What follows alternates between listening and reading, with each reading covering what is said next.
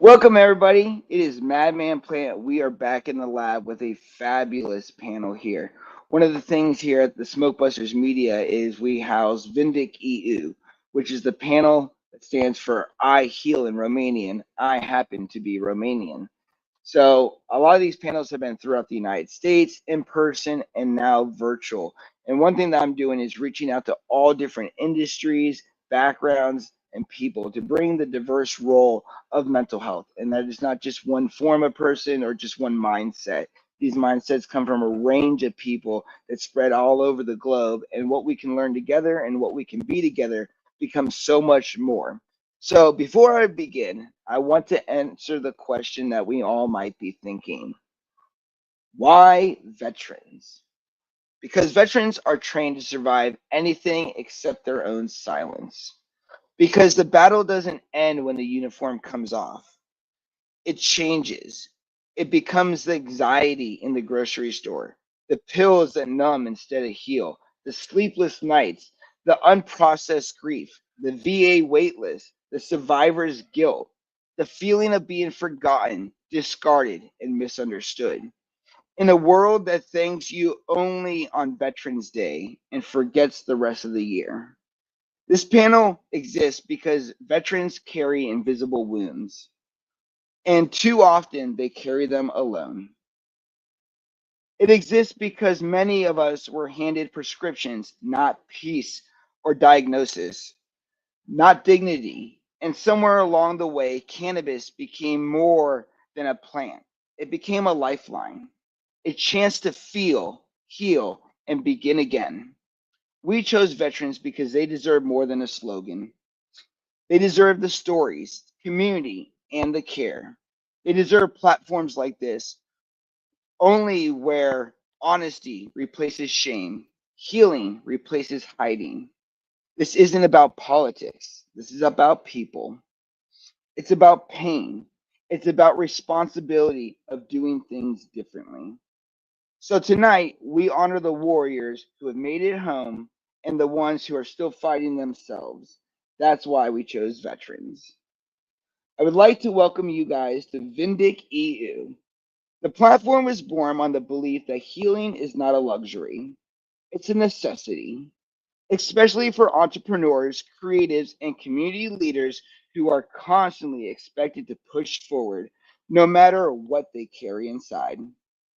Vindic EU is more than a name, it's a declaration. Latin and Romanian for I heal. It's space built to honor emotional journeys behind the hustle. Through live panels, real conversations, community storytelling, we hold a place for moments most people hide, which are burnout, anxiety, trauma, imposter syndrome, and explore how to build something meaningful without losing yourself in the process. Our mission is to normalize mental health struggles in entrepreneurship and leadership roles, to build platforms where resilience is celebrated, vulnerability is welcomed, and healing is a part of the hustle. Whether you're a business owner, an artist, a creative, or someone just trying to keep it all together, Vindic EU is a reminder that you are not alone and you don't have to pretend to be. So first, I would like to start with my painting, which all of this revolves around, and I'm going to read my speech, which I do to open up every panel. This gives a good, insightful depth of how deep these conversations can get and how intimate they should be. So this speech is based on a painting developed by Cherry Stoner, and I read it at my first event, and now I read it throughout the world. Ladies and gentlemen, thank you for joining me today in a moment of reflection and revelation. As we gather here in the quiet transition from daylight to dusk, let me take you to a place that exists in the hours where the world quiets down, the hours that beckon for introspection and revelation. In the realm of my thoughts that occupy my mind during these serene moments, imagine a gallery. This is no ordinary gallery. Here, each canvas holds pigments and shapes, but stories, vivid depictions of triumph and despair, and the enduring conflict between. Among these artistic narrations is the one that frequently captures my attention, a compelling portrayal marked by stark contrast and intense emotions. This piece is not merely just artwork, it's a representation of a journey, a dialogue between the past and future selves. I call it breaking through. Envision, if you will, a scene divided by a glass window. On one side, a figure sits enveloped by shades of blue, deep hues that speak sadness, regret, and the inertia of the comfort found in the familiar. This side of the glass represents a world where time seems suspended. The air is thick. The weight has been the air is thick with the weight of what has been, decisions made, opportunities missed, and memories that haunt rather than heal. In a place where everything seems broken, dark, and stagnant, an echo of those times that we found ourselves dwelling too deeply on the past, forgetting the lore of the future. On the other side of this glass stands a figure amidst a burst of vibrant colors, embodying energy, life, and the urgent desire to move forward. This version of myself, animated, determined, is not merely observing, but actively challenging the barrier that separates the past from the future. With hands pressed against the glass, the figure strives to shatter the confines, with cracks slowly forming on the surface, a testament that to the struggle against the self-imposed limits of regret and fear. Central to this powerful scene is a clock, its hands set at 4:20. This is not just a time, but a symbol, a movement of peace and reflection in my own life. It reminds us that time, relentless and unforgiving, marches on. If we do not seize the present, we risk being trapped in the cycle of permanent regret, forever looking back rather than stepping forward. Ladies and gentlemen, this painting is a mirror of my own struggles and victories. It draws roots from the time filled with turmoil and confrontation, my own mortality, a near fatal car accident that shook the very foundation of my existence. Laying amid the wreckage, I was starkly reminded of life's fragility. It forced me to contemplate the legacy I was on, the path that I would leave. Would it merely be memories, or would it be something more profound? This moment came on darker times, marked by the thought with the specter of adolescent suicide, a time where I almost injected myself with gasoline. I was a young kid lacking purpose and vision. The car accident years later, as an entrepreneur deeply invested in my dreams, reminded me of a stark contrast. It wasn't just about survival. It was about what I was working to build, a turning point that made me realize my own vulnerability and fleeting nature of life. The thought that haunted me the most was if I had left Earth that day, what would have been left behind? Would I have been merely become a ghost, or would I have created a lasting imprint? In the pursuit of what I've learned between chasing goals and living in the present, I've created a platform where I no longer seek approval from others. My validation comes through the work that I do, the impact that I make. Like the man in the arena, it is the effort, the sweat, and sometimes the boldness that validates my choices, not the skeptic's voice. The dark through the light concept in my painting represents life's narrow path, the sudden burst of opportunities that seem to explode into existence, like vibrant colors illuminating a once dark canvas. It's about realizing the pinhole view we often sometimes think is not the whole picture, but cracks in our foundations don't just signify collapse. They are openings for new growth. Each day I strive to live with awareness. Take I take moments to appreciate the simple joys, spending time with families, enjoying the scenery, or simply breathing deeply. Grateful for the chance to make each day count. Remembering the roads of Jim Rohn, you're not going to make it out alive. That grounds me. It's a stark reminder that we all have an expiration date, but it's what we do before that defines our lives. As I foster community through my work, be it through speaking engagements, podcasts, or casual interactions, I emphasize the power of listening, sharing. Real change comes from real interactions, from fully engaging with one another's stories and using those narratives to inspire, to motivate, and to heal. The measurement of my impact may not be immediate, but through continued effort, through my podcast, events, and personal interactions, I see change. It's the lives transformed, the community uplifted, and the legacy that will outlast our own voice. And so I invite you as I close to start making a change. It begins with a step, a decision, a commitment to no longer be a passive observer of your life.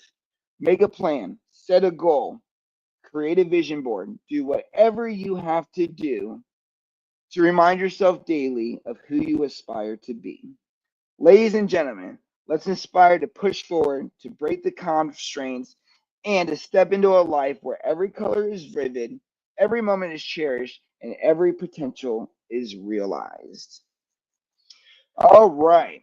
Welcome to the Vindic EU Healing the Hustle podcast. I am your host, Madman Plant and Stephen Walter. So let's bring you into this. I'm Stephen Walter, and I created this panel because I know what it's like to build something while breaking inside. As a and an advocate, I've witnessed how mental health and trauma and the plant medicine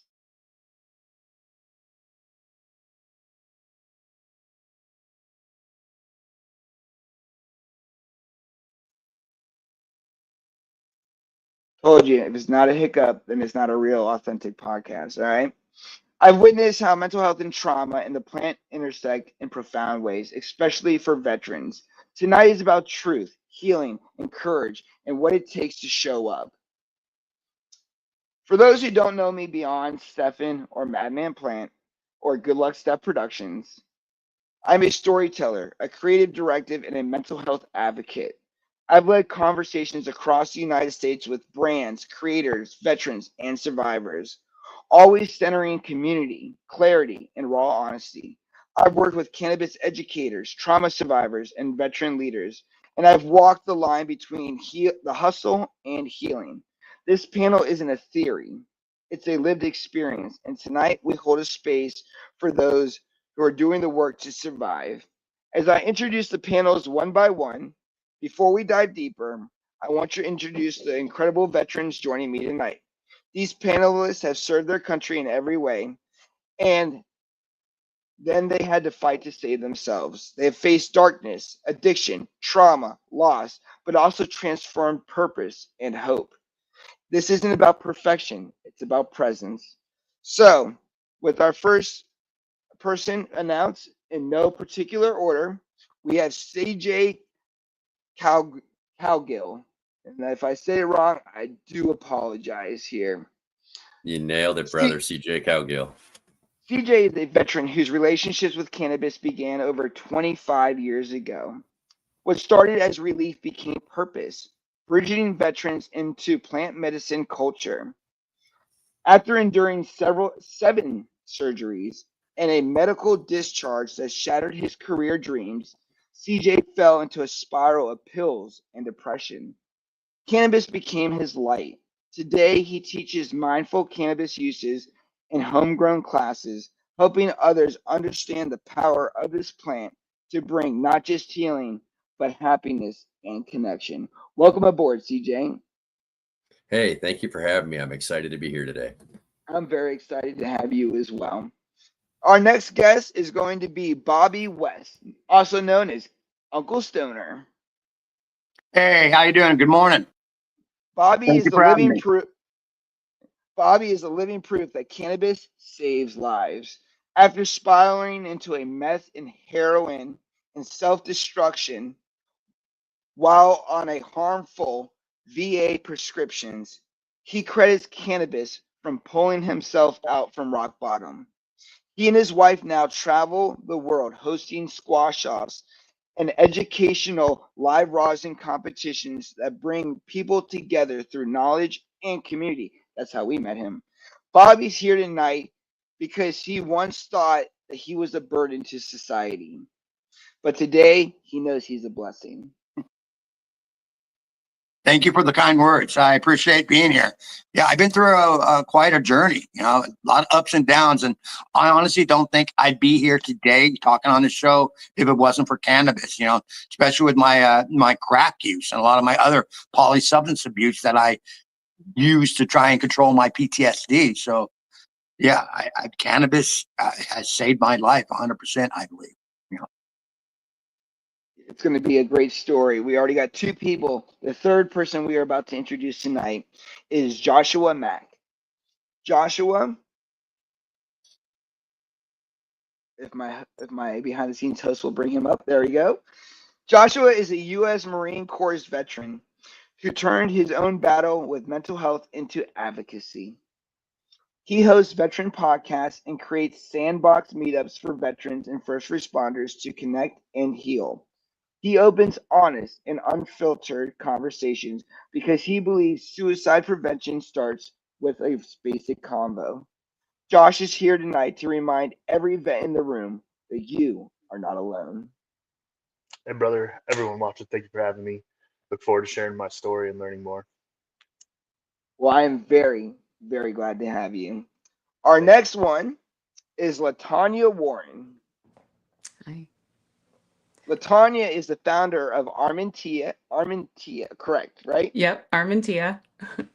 A science-based cannabis education and lab testing company. A veteran herself, she turned cannabis after struggling with anxiety, sleeplessness, and over medication. Her journey from survivor to educator is fueled by a mission to ensure that veterans and their families have safe, stigma free access to plant medicine.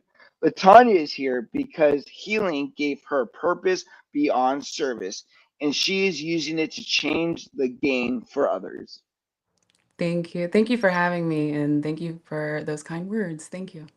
You are awesome. Not last, but definitely not least, we got Tracy Kiley.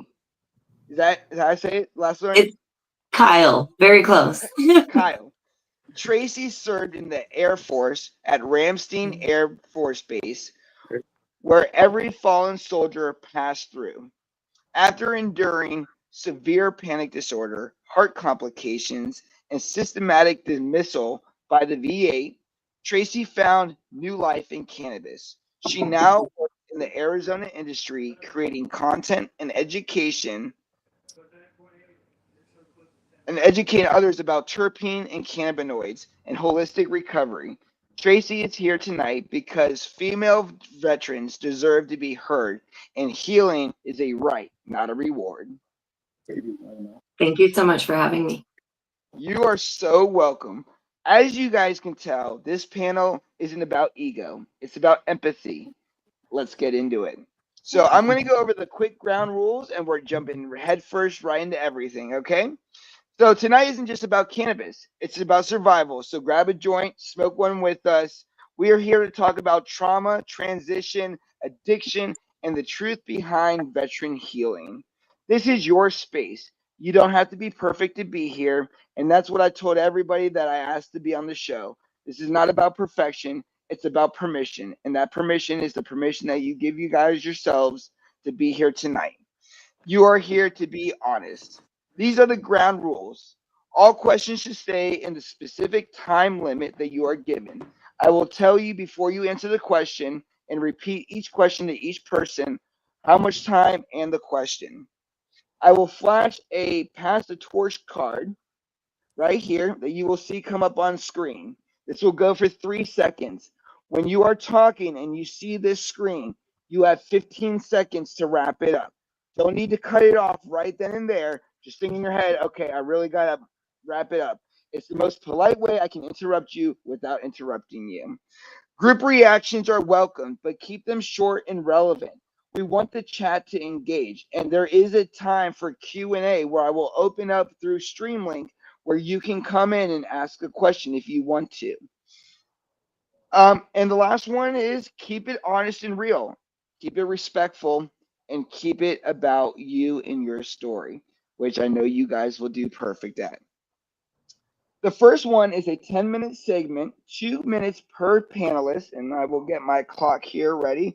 I'm also going to take a quick minute, like everybody else should right now, and if you want to have something, roll something or have something so we can start this appropriately.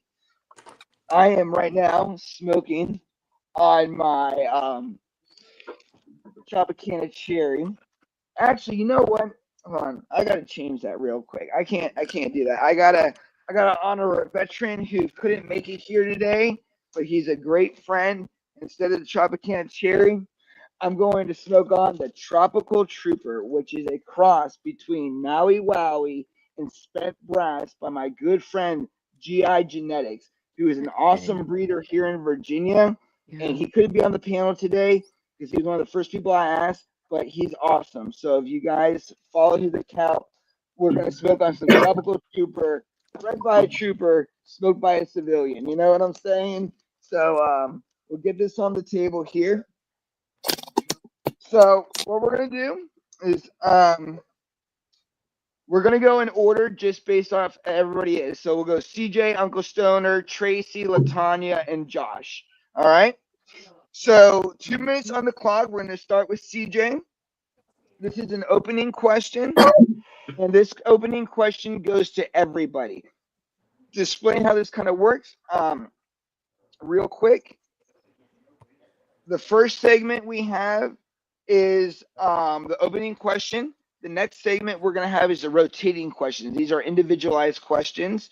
We're going to have a lightning round, an audience Q&A, and then our final question wrap up, just to give you an idea of the outline. All right, so here we go. CJ, this is for you. 2 minutes on the clock. What is one way cannabis impacted your healing journey as a veteran, and what made it different than anything else that you have tried? Yoda, all you have to do is don't remove them like that. All you got to do is just go ahead and click solo. Like that.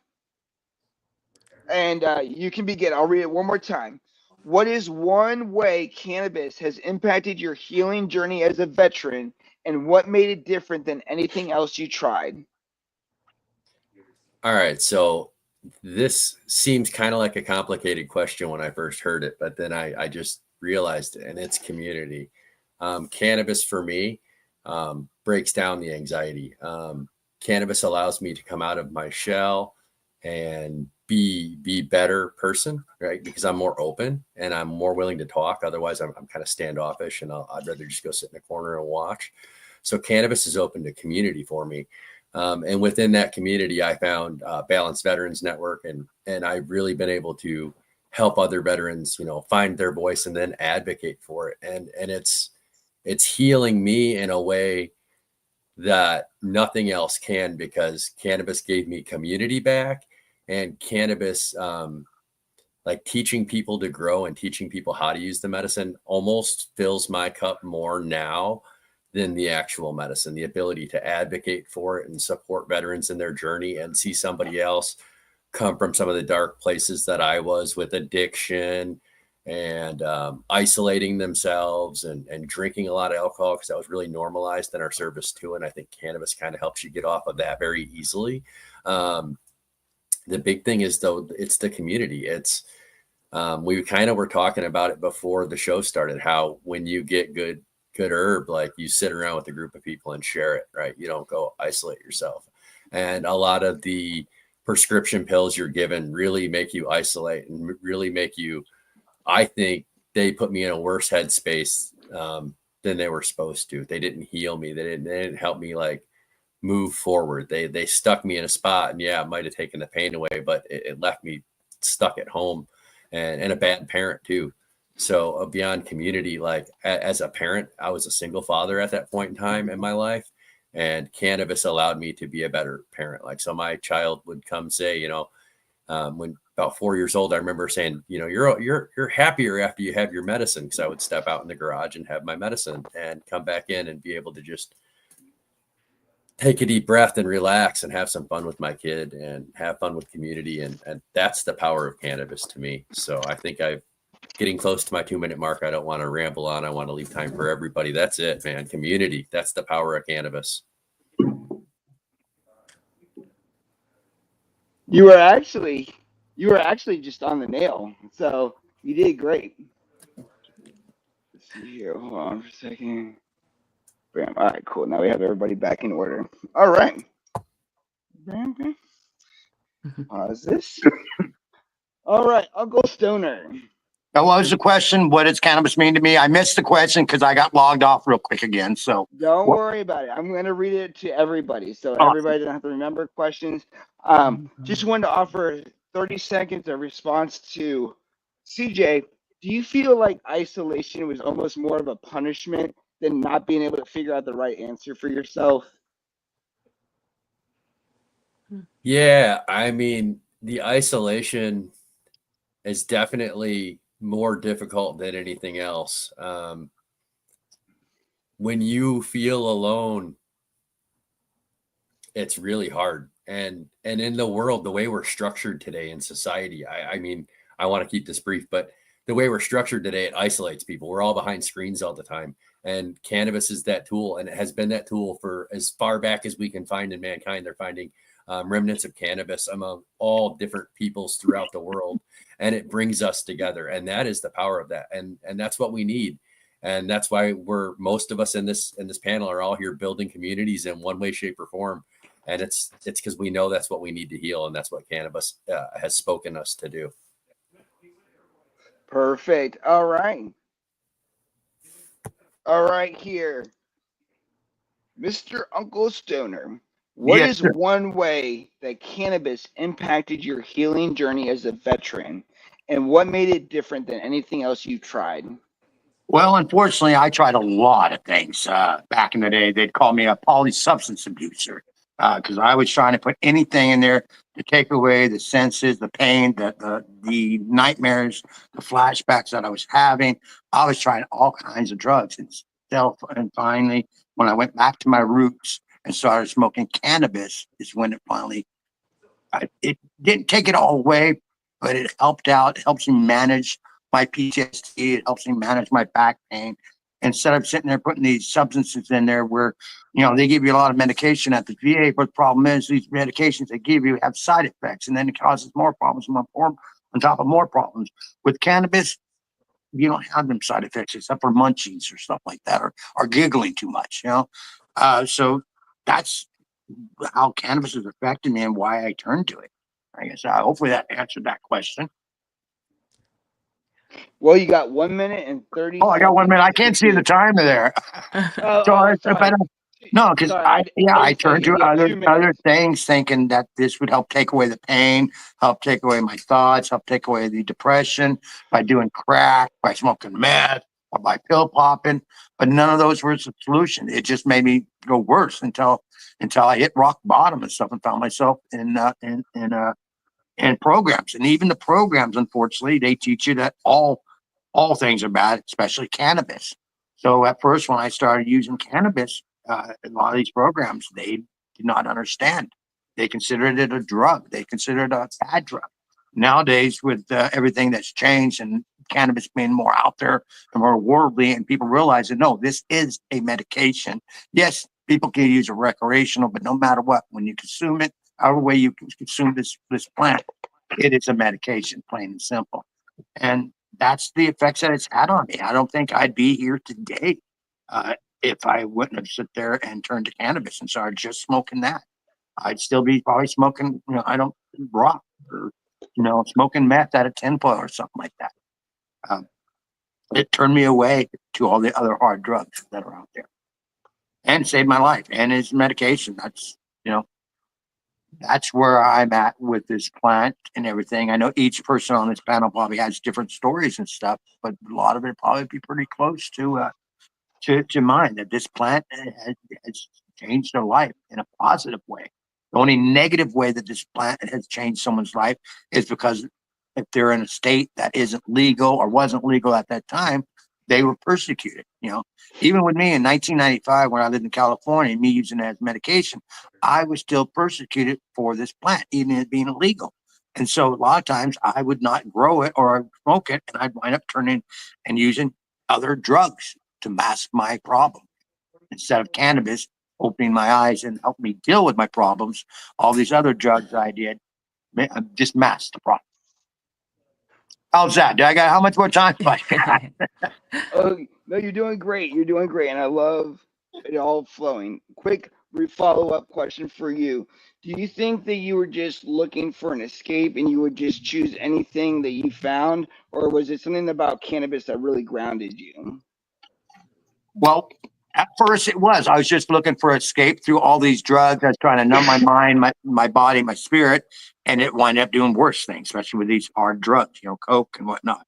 But with cannabis, I found that it melded me out. It melded my body, my mind, and my spirit out. It helped me deal with the problems that I was dealing with without harming myself. Beautiful. Yeah. All right. Our next person here. Oh, Latanya, how'd you get in front of Tracy there? I don't know. All right, Tracy. All right. What is 2 minutes on the clock? Just so you're reminded. What is one way cannabis impacted your healing journey as a veteran, and what made the difference, or what made it different than anything else you tried? It's really hard to think of one way because it's literally positively impacted my entire life. It's changed everything for me. But if I had to take it down to one thing, I would say control. It gave me control back. I have an anxiety disorder, I have lupus, and I have a congenital heart defect that was corrected. So at one point, I was taking medications for my anxiety, medications for my OCD, medications for lupus, and then medications to sleep because the medications for all of those things caused insomnia. And I went to my psychiatrist and I was like, I literally look at my pills at night and I take them and I'm like, please don't let me die. Like, this is so many pills. And so for me, it gave me control back. Like, it gave me control over how I'm medicating myself. I'm a big proponent of not using the plants over pills terminology because I do feel like we do ourselves a disservice that way. I do still use Western medicine to treat my disease systemically. I use SSRIs, I use immunomodifying drugs, but all of my side effects are managed with cannabis. Not only that, but I was going to school doing my prerequisites for the nursing program when I got sick with lupus. So lupus kind of took away my goals. It took away my ability to provide for myself. And the VA wasn't giving that back. After I started using cannabis and learning about it, I was able to channel some of the education I had gotten while I was doing my prerequisites for the nursing program. That anatomy and physiology and terminology, plus my own issues, my own medical situation, and then use cannabis and the Arizona market and put that all together to kind of take control of my life. I'm not a nurse, but I am in dispensaries helping people use cannabis to heal themselves. I am online helping people use cannabis and the community too. I'm out there talking to people. So it gave me control back. Awesome. So, one thing I would like to ask you is, what does the VA say about self-control that you would say differently, especially as a cannabis user? I will say that they have kind of altered their thinking from when I first started openly using it maybe 5 or 6 years ago with them. But they definitely kind of try to scare you out of it. They're like, well, the studies, and then there will be like one little study and they'll take it and run with it without actually reading the study. Like there was one about anxiety and THC. And basically what the study was saying was, don't go do dabs and use distillate pens if you're dealing with anxiety. High THC without cannabinoids and terpenes isn't going to help you. It can actually induce psychosis, which most of us know. but they took that and they said THC is bad for anxiety. No, that's not what it said. Yeah. No, I appreciate that. Latanya, 2 minutes on the clock. Yeah. What is one way cannabis impacted your healing journey as a veteran, and what made it different than anything else you tried? That's a great question. So for me, cannabis started after, well, before, but then after my military years, right? So as far as healing goes, I didn't know about my different diagnoses like ADHD until I was in the military.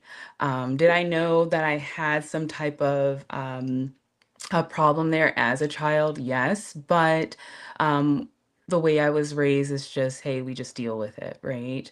So after the military, I want to say that healing part came for me is yes, being on ADHD medications, and then that again has its own side effects. So then being stacked on top of that medication, being giving something that, okay, well, this will be for sleep. And then on top of that, this will be, like, so again, kind of like that.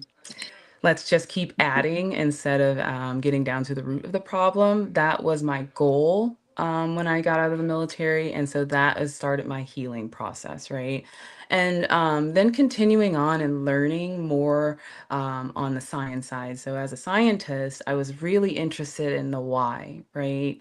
Like why is this helping me so much? I am more calm. I'm able to really get into my creative space, especially when I would be in the lab or anything like that. And so I wanted to really hone in on that along with my passion for education. So cannabis education really came in hard for me, where I really wanted to ensure that I understood everything about the plant, not just because it helped me, but I really did, at that time feel like I can't be the only one.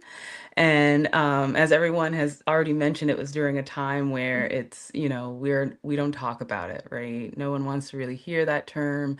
And then cannabis wasn't really the term yet. So it was a lot of good thing. And the last thing I'll say is peer-reviewed research. There are so many great things out there, but they keep they're dishing out the bad, but not putting out the benefits.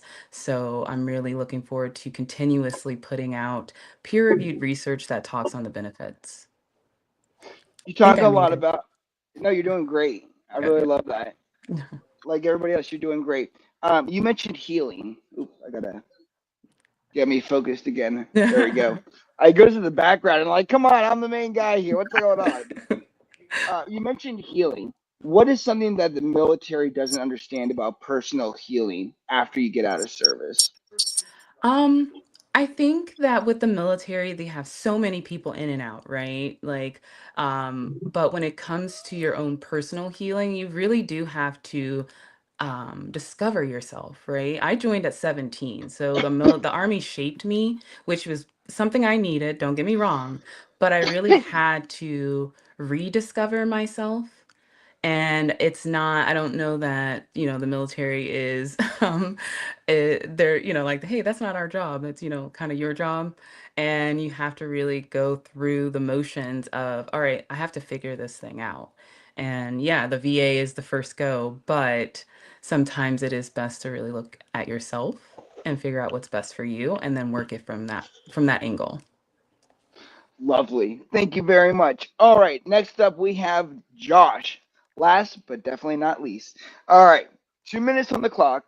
What is one way cannabis impacted your healing journey as a veteran, and what makes it different than anything else you tried? Yeah, so cannabis is definitely a gateway drug for me. In essence, it was a gateway to my healing. Where at first I used it to numb, but when I used it first recreationally, right, because I was trying to escape something, I recognized that what I was just crying about or upset about, I could now focus on, talk about, and laugh at while trying to work through it versus drinking my problems away, where I'd wake up with more regret, more remorse, more depression, XYZ. And by gateway, I mean it was a gateway into higher healing modalities such as psychedelics or microdosing mushrooms, where I feel like the true benefit has came to me. I'm actually currently 52 days completely sober now. Um, and Congratulations. I'm Thank you. I'm that way because I recognized that I was no longer using cannabis for its medicinal values and it no longer had the medicinal value to me, where something would piss me off and I would run to smoke, but I'd still be grumpy or angry or all the negative feelings. I would just be more numb. I don't even know how to properly word that right. I just would still feel the feelings. I just wouldn't express it as much. So I was like, what am I doing? So I chose to stop, take a break, so I could bring it back to the medicinal aspects. And I have nothing against cannabis. I really think cannabis is a beneficial tool for mental health and just coping mechanisms as well, whether it's for your physical pain or your mental pain. I just got to remind everyone to make sure you're using it medicinally and not recreationally, because at that point, if you're working on your healing and you're using it recreationally, it's no difference than you just drinking or taking any other substance. It's amazing. You got 37 seconds left. Ask me 2 questions. Okay. So you talked about gateway. Should healing be a journey or should it be a gateway? Healing is a journey, but you need a gateway to enter it because sometimes you're not always ready. Or even when you're not ready, if you find that gateway to get you there, it's what you need. Because the hardest part is showing up for yourself. So Yes. cannabis was my Yeah, gateway to do that. I love that. Mm-hmm. Beautiful answer. Yeah. Beautiful. Yeah. Gateway to healing. That was powerful. Because it does. It like when you started saying it, like gateway drug, I was like, oh man.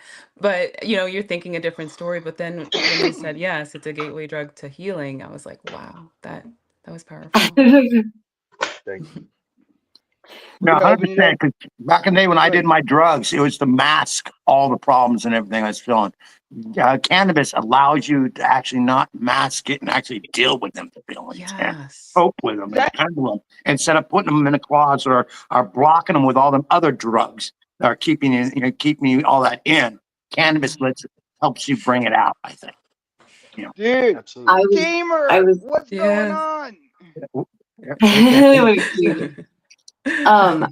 I feel like adding on to what Josh said, some people, instead of using it as a tool, it ends up becoming detrimental. You're using it to numb yourself and to hide instead of as a tool to cope. And there's a big difference there. And I completely agree with what Josh said there. And to add to that, I feel like within like states, whenever the market switches from medicinal to recreational, while I love that everyone can access cannabis, it takes away from some of that. Some of the education goes away, some of the medicinal aspects, some of the education in the dispensary, the market as a whole kind of twist. And it's unfortunate for medical patients. Yeah, it really is. I want to chime in here really quick. Something that Josh said was using cannabis to the point of almost like a disassociative use. And that can definitely be problematic. And, when we're prescribed cannabis or recommended cannabis, there is no how to use it. It's very powerful with especially most of the plant medicines, be they psychedelics like mushrooms or cannabis, that you make sure you set some intentions and use this. Yes. It's all needs to be done mindfully, right? Hmm. And if you're Yes. looking for more into that, like definitely reach out to me, and Balance Veterans Network and or any of the people in here that are talking. I'm sure they can help guide you. But that is really the way to unlock the power of cannabis is mindful use. And it's okay to go be disassociative at times if that's what you want to do at a concert or something and just kind of blast off and just giggle for the night. That's okay. But to heal the problems, you really need to, especially the mental problems. Pain is different with cannabis, but to heal mental problems, you have to set the tone with it. You have to use it mindfully. You have to put the Yeah. intention forth and let the medicine unlock that. So there's a lot of power in these conversations we're going to sit down and have tonight. I really feel a good vibe in this group. I Yeah, I agree. want to also jump in here real quick too. I like how you said mindful. I think a lot of times when you look at like what Latanya was talking about, and we have about 5 minutes to recap. So right now we're at 3 minutes, so we'll have plenty of time for other people that want to join in. But I think mindfulness and educative are probably the best ways to go about it, because then it actually has purpose. If you're just doing it Mhm. to do it, there's no definitive reason of why you're doing it. You just do it to do it. And one thing that I've even worked on now is really paying attention to, what am I smoking? Yeah, I just want to smoke cannabis and heal and vibe, and just like everybody else does. But really trying to pay attention to terpenes and how this can actually work for me versus just smoking anything. And I think that's also something that really drives that peer reviewed research, is the fact that we are making this medicinal by diving deeper, looking at terpenes, looking at profiles. And when Yeah. one of the things that you guys said, CJ's word was isolation, Bobby's word was escape, Tracy's was control, Latanya was healing, and Josh was gateway. And when you look at all of those, you have you have isolation and escape, which are like kind of similar. You have control and healing, which is like intentional. And then you have the gateway to what happens next. So, by even just your opinions and voices, gateway in itself, just like the cracks in the foundation in that painting, don't signify collapse. They signify new growth. So, I think Mm. that's what I wanted to add. Yeah. Cannabis is the gateway from isolation and escaping to healing and controlling. I love that. Yes. Yeah. Yeah. Preach. Powerful. That was And then you got to good. go back Yeah. to exactly what CJ said, and you have to be Yeah. intentional with your usage. If you're You just absolutely like do. I was running outside because I wanted to be a better dad, but then your daughter's like, "Dad, you smoking again?" It's like, "Oh man, dude, I'm doing something wrong here." And then I wasn't even getting the same feelings. I wasn't able to be that fun parent even after I took my quote unquote medicine for the day, because especially having those Benjamins, man, that shit became. I have an addictive personality, so it could just be that, right? But having that Benjamin was so accessible and so easy, and it was like that hand to mouth motion that wasn't Hmm. food, right? Yeah. Yep. So, or Yeah. the It's oral bottle, my little fixation. 12-ounce curls, Yeah. um, it made it too easy, and I lost my intention Mm. behind it. Yeah. Well, let's dive right along. Let's keep going. So the next round here is a 5 minute per person round. These Go are for it. individualized questions that I came up for you. Now, you don't have to use the full 5 minutes, but if you want to talk, this is a great time to do it. So, no particular order. I'm just going to go in the order that I created my notes in. First person is CJ Cowgill. Let's get CJ on the screen here. And I'm going to put 5 minutes on the clock for you right here. Your question, and I'll start the timer, is you created a cannabis education courses just for veterans. What is one thing people misunderstand about how we use or connect with this plant? And why does mindful use? It's so funny. My question was about mindful use because you brought that up. Why does that matter? And I can read it again if you need me to. No, that's all right. So I want to be clear. Like I helped create the class really. So this all started from me finding Operation 1620 and Balanced Veterans Network, and me kind of coming from the other side where I was definitely not using cannabis in quite the right way. And I was able to get a medical card and access the plants that I needed. That's one of the biggest things, is you have to be able to access the plants you need. Or like the Benjamin, nothing wrong with having that if you need it in a quick fix, but like I very specifically find certain cannabis to be a lot more healing than other, and then you have to be able to grow that cannabis, because they're going to take it out of the dispensary the second you find the one you need. So that's my start, and I kind of got off on a rant. Can you please repeat the question so I can and make sure I hit all your points? I will absolutely do that for you. You created or helped create, let's since you readjusted that, you helped create education courses that are for veterans. What's one thing people misunderstand about how we use or connect with the plant, and why does mindful use matter? So one thing that people misunderstand is they think it Yeah. is all that kind of Cheech and Chong behavior. where you're just out getting high and blasting off. And like I said, that is okay. There is a time and a place for all of that. And if it wasn't for the counterculture that pushed it forward, we wouldn't be able to be here today. But to truly heal from this plant, you need to set some intentions with it and be prepared for it. So it's,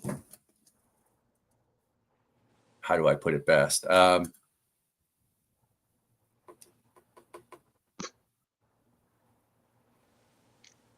I'm sorry. I'm having this is one of the problems with cannabis. We like enjoy it a little bit. Not my brain's a little slipping. So you have to set the mindfulness for it. You want me to read it again? I can do whatever you want. You got Yeah, take 2 your minutes time. and You 50 got it. seconds. Yeah, you Yeah, got please. this. Please, All right. I'm sorry. I'm just gonna read the question instead of the intro. What's one thing people misunderstand about how we use or connect with the plant and mindful matter? Why is that important? What do they misunderstand? I think the thing is they just think we're all out getting stoned. And if you're setting the intentions for it, you're not just out getting stoned. And I think one of the other important things people miss is the power of horticulture therapy. And that's where the mindfulness can come into it. I kind of spoke on earlier, growing your own medicine and having that ability to nurture the plant through its full cycle and then have the medicine that works for you when you found and identified the medicines that work for you, which can be several strains. There is a lot of therapy in the growing of it. It gives us a purpose. It gives us a sense of something to do, especially if you're, retired early, which happens to a lot of people who have served your, kind of for whatever reason. By 40 years old, you could be fully retired, and it's not because of a medical injury at all. You could have just done your time and have, paid your dues. What do you do then? You go from like this person that always has a structure and something to do, and life can kind of get out there. The plant can bring so many different benefits. The cultivation is so therapeutic. There's scientific results that, dipping your hands into soil and working it releases endorphins and microbes that make you happy. It releases happiness. And then really building the relationship with the plant throughout it.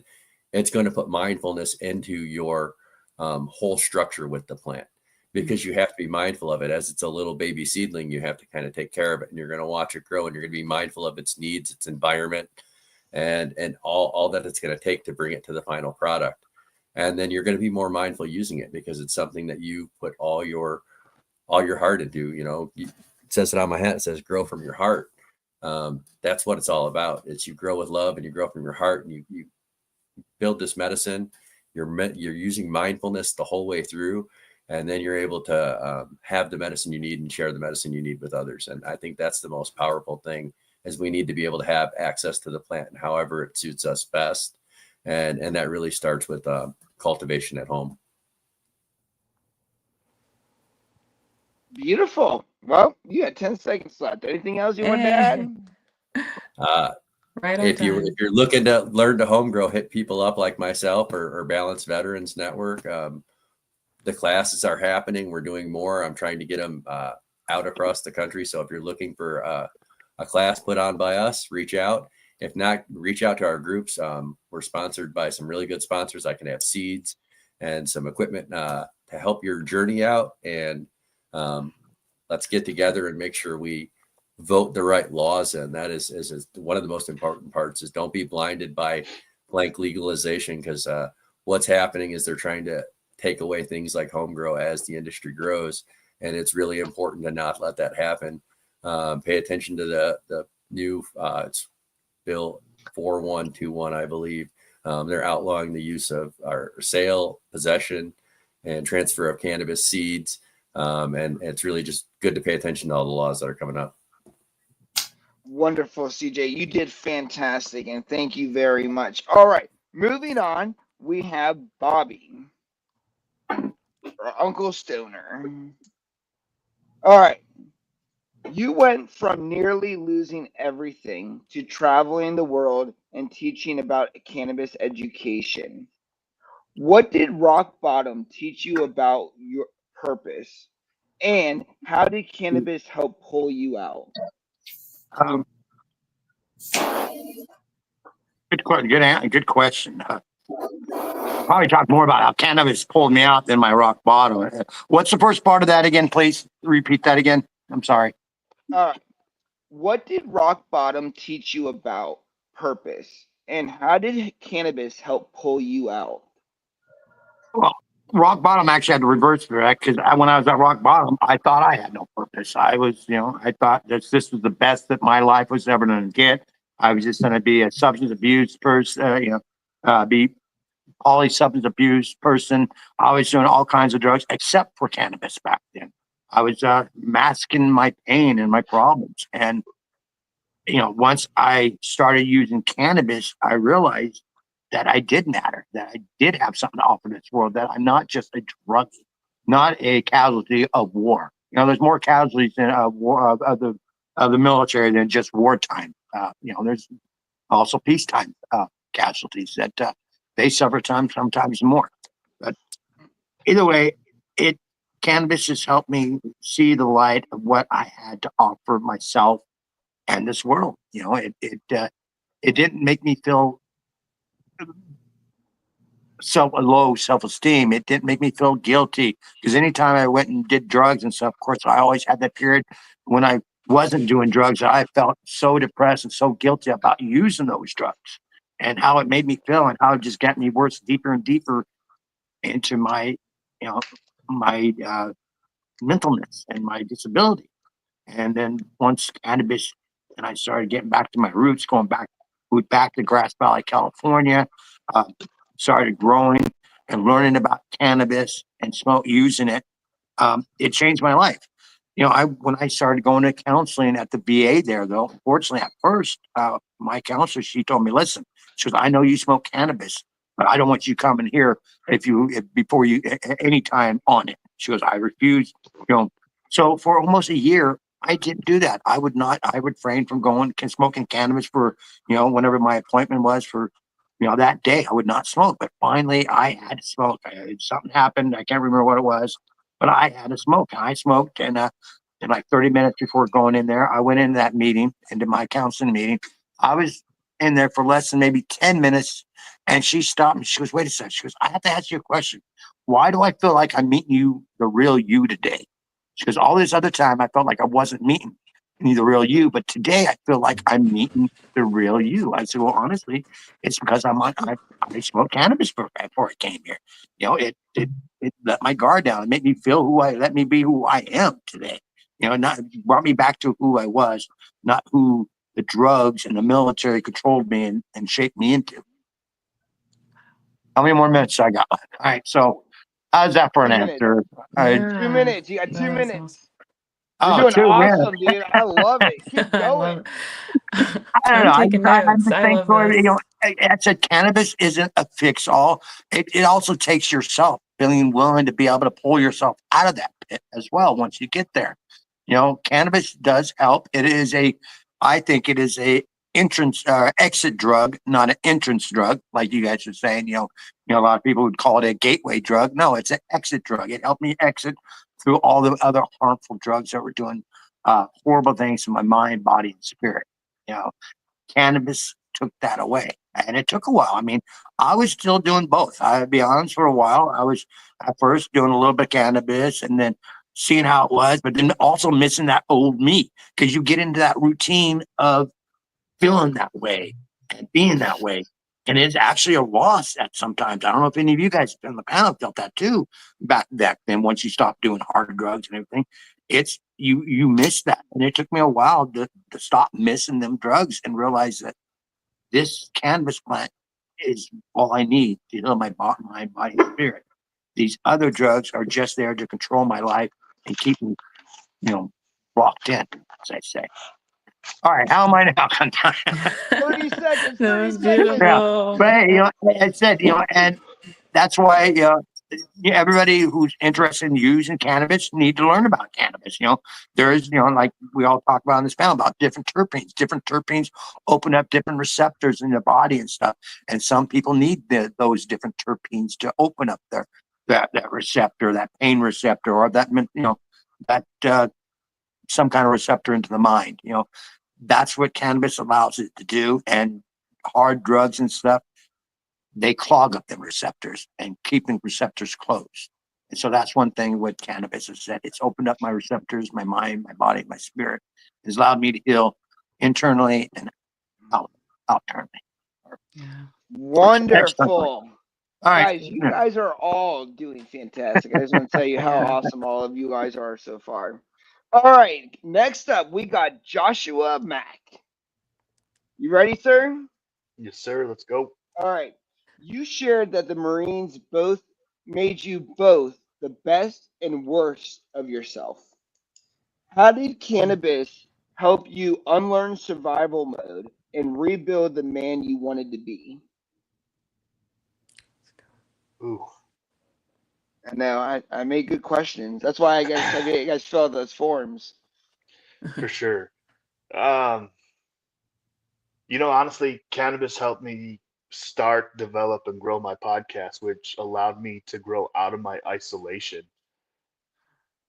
where I honestly started to just promote the podcast to at different cannabis events because I felt like either they were too high to judge me or we're all trying to escape something ourselves, so they'd be interested in what I'm talking about.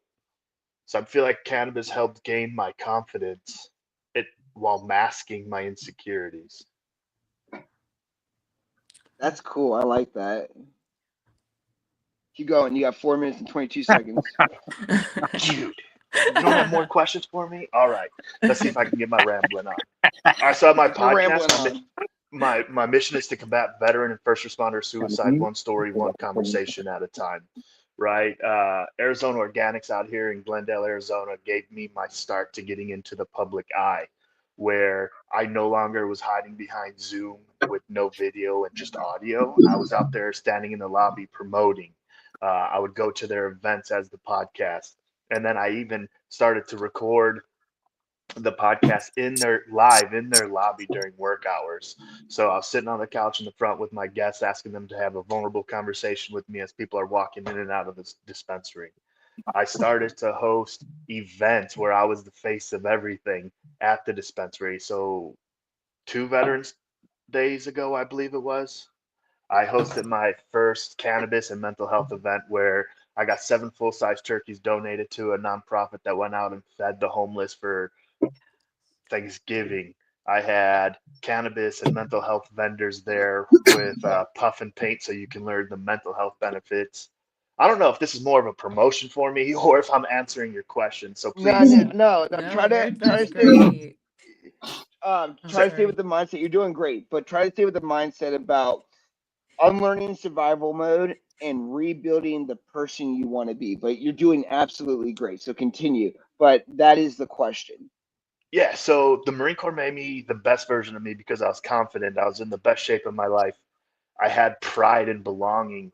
I had sense of pride in myself, pride and belonging, and all that. But it also amplified, right? I say as soon as you sign on that contract, on that dotted line, you become a contractual alcoholic. Whether you were an alcoholic before, you're definitely going to be one inside the military because that is the escape that we are allowed to have legally and causes the most problems. So I actually was on a 2.5 year sobriety that after the Marine Corps because I realized the more I drank, the more my demons came out, and I didn't like that. Um, so I ended up starting this podcast, and it made me break my sobriety because I felt like I couldn't talk to anybody unless I was drunk. Well, cannabis helped me negate that and curve whatever cravings I may have had for drinking to help me find my true self again. So I used cannabis as my resource tool, which helped me learn that I didn't need to be something that I wasn't to show up not only for myself, but for everyone else around me. I'm not good at this rambling, boss. You got another You're question doing for me? great. What are you talking about? This is I think wonderful. it's Like keep going. You got yeah. 1 minute and 25 seconds. All right. So I got super hyper focused in cannabis. I felt like I was going to be one of the main ones leading the front in mental health, cannabis, and veteran advocacy. Uh, and I love everything that cannabis did for me. However, I felt like it started to get in my own way again. I got in my own way using cannabis, so I had to take the step back, as I've been saying, right? I was trying to introduce cannabis to everything when I realized I need to fight one battle at a time, and that's my mental health. And the cherry on top of everything I'm doing is I get to save myself, but I get to help whoever's listening, whether I know that I'm helping them or not. And I owe a lot of that to cannabis because it took me out of my shell. Although cannabis, yeah, I can definitely see how it can make you anxious and more paranoid to a degree, but that just means you're using it too recreational or you're using too high of a dosage. And you just not got to be intentional with your usage and find what works for you and what doesn't work for you. Yeah. You're doing great. You got 22 seconds left. Man. I also love how you're using the word cannabis because I feel like it's bringing a more professional stigma to it because Mm. marijuana and everything else you could use is already has that negative stigma. So now you're bringing like its government name of cannabis out, and it's helping people feel more comfortable and safer using it or talking about it as well. Well, I Great. appreciate that. Thank you. That's very nice of you. That means a lot. And just like you do with all your podcast work, and I really respect what you're doing. I respect what everybody's doing here in this room. And the thing is, I recognize is that you need a village. You need to get with people who have passion, who have abilities, and instead of being so afraid of competition, look at this as collaboration and what can we actually Mhm. build from this and where can we go? And then you do get the professional side. But if we're all fighting each other, we're fighting a community, we're fighting a stigma, we're fighting whatever goes on social media, where does the education really get pushed at that point? It's just noise. And what we don't need is noise, we need direction. And when we talk about isolation, escape, control, healing, and gateway, all things that you guys have said, where does that get created? So we have to be professional because one thing that I see is that you're not going to win your battle in the streets protesting and with a sign that says free the weed. Nobody gives a shit about that. We need to do what a lot of people are doing. We're teaming up with entities that talk to these bigger entities, that talk to government, that talk to everything else, and then feed them what Latanya was, refers to as peer review research and give our side of the story, the real side of the story, the healing side. And that's why I'm so appreciative of you guys being here today because we're creating that data. We're creating that professionalism, that understanding, that realism that this is real. We are real. This isn't just bullshit. It's not just because we want weed all the time. It's working. And when you talk about suicide prevention, addictions and opiates and all these other nasty things that people are winding up either having to do or do to themselves, it's tragic when you could turn to something like that does not have a black box warning, that does not have something that can just take your life instantly or cause other complications. And it's something that you can regulate. You can also grow it. Just I'm gonna go on and on, but I don't want to Yeah. keep going. That's why I keep my own timer in front of me. But we'll continue. But I love what you're saying. I really do. Moving Yeah. on, Latanya, as both a scientist and a veteran, you walk the line between personal experience and data. What do you wish more veterans knew about cannabis safe use, and how does science shape your healing? No, that's a great question. So give me the first part again. I want to make sure that I answer it correctly as well. Okay, what do you wish more people knew about safe cannabis use? Question Mhm. number one. Question number two is how has science shaped your healing? Beautiful. Okay. So I'll start with the second question, right? Just because I feel like it'll dance into it, is how has science shaped my healing? I've always been I'll call it eclectic, right? I joined at 17 and I needed it. But I was through that discovery, I found my love for science. From there, like I said, I went through my own healing journey to the point where I went for a cannabinoid research approval. at my university during my during getting my degree, right? And for me, it literally just made it caused me to recognize right away um, the bridges that were already there but aren't being spoken about. For example, I was in pharmacy for years, and I knew cannabis. Now here I am working at in the pharmacy, in inpatient pharmacy, and I'm seeing that we dispense cannabis, right? Pharmaceuticals have already had their hands in this, right?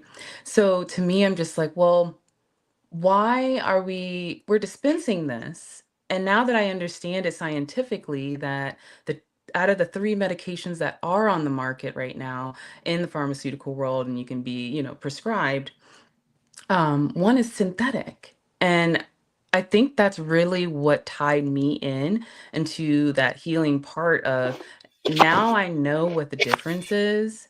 And it's upsetting that on one side, which is the natural side, is being stigmatized, it is being demonized, and all of these things. But on the other side, we're saying, hey, it's okay because we're going to do a synthetic product that helps cancer patients. And that to me just it didn't make sense, right? But that bridge for me is was the fact that there is knowledge out there, it's just not being spoken about.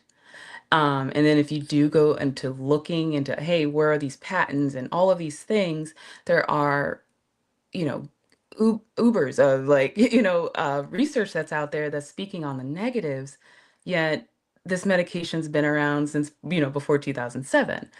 And so just to, bring it in or bring it home, I really felt that science helped me understand, but it also brought me more towards the natural side because I'm like, well, now that I get it, I can make it, I can break this down in compounds.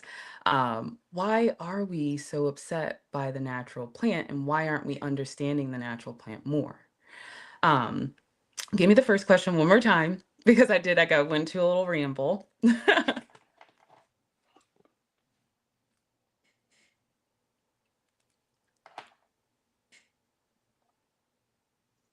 Hello, can you hear me? Yep, I can hear you. Okay. The first part of the question is, what do you wish more veterans knew about safe cannabis use? Oh, absolutely. So, um, and that's, yep, now I get why I was tying this, is because before my first, I had the pleasure of having my contract with the public libraries. It was a lot of older people asking a lot of questions about cannabis, right? But from there, and this is, 4 years ago now, I was invited this year to speak on base. And that meant a lot to me, where I could really speak about Armentia and what it is that we're doing because there's interest there. Now, what I wish a lot of veterans knew, here's case number one, is that TRICARE, if you're using TRICARE, right, and you're going to your chiropractor, if they have a massage therapist on site and they're using a CBD product as the massage ointment, that's covered. And there's already, and I say this to say that there's already studies being done right now where we know that, I get it, it's not THC, but that doesn't show up on test. But are they giving us that? Are they promoting that? Are they letting us know that, hey, there are routes for us to use and things that we can do that won't, damage an active duty's military career, or a veteran even, where are unfortunately have a disability, but they have this insurance and they have these things that they can do. I don't believe that they are. So that was one thing that I wish, veterans did know. On the other end of that is that I had a question given to me, was that, hey, nowhere in the VA are they doing anything actively when it comes to cannabis. Well, there's three active cases right now, and not cases, but studies that are happening right now that I wish more veterans knew about, because it's not just the veterans, it's not just the active duty members, it's the folks that are behind the scenes doing the paperwork for you that don't know as well. Guys, we're doing questions in round 4, so you can put them up on the screen and we'll answer them when it's the Q&A time. We'll also be posting the link, so if you want to come on, ask your question, then you'll get off. But you can put the questions in the chat, but they're not to be answered right now. Latanya, great. And I really like what you're talking about, and I think it's No very worries. important that the education be the forefront. I honestly believe that the education is the ammo that we're going to be firing into these arenas that are really going to penetrate and stick with people versus just the ideology of cannabis is great and we need this and everything else. That science backed data that Yeah. really supports, and then the mindful use, just like what CJ was saying, and knowing all of that. So thank you for sharing that. Tracy, it is your turn. Heyo. All right. You've been very vocal about how the military broke you down and tossed you to the side. What one way cannabis helped you reclaim control? And what would you say to another female vet feeling discarded? Oh man. Okay, so the broken down and thrown aside thing, when I went to separate from the military, basically it was a really weird situation. So I got pregnant and I had a really complicated pregnancy, and a few months in I passed out at work and I went to the emergency room and they were like, you know, your heart sounds weird. Go to cardiology and schedule an appointment. And what started out as me scheduling an appointment ended up me being there for like over an hour and learning that I needed heart surgery. And to condense, and I was given really bad advice. I was given a lot of really bad advice, and then the final bad advice I was given was from my first sergeant, and he told me to apply to separate due to pregnancy, and that if I would separate due to pregnancy, that whenever they went to medically out process me, they would say no because I needed heart surgery, and then it would force a med board so that I would be medically retired. I was 22 years old. I was single, I was pregnant, and I had just found out that I needed heart surgery. I was trusting my first sergeant. I had been told that that was the person that was there to help me. And instead I went to my med board appointment, or to my out processing appointment, and they out processed me. And I was sent home with a gigantic hole in my heart,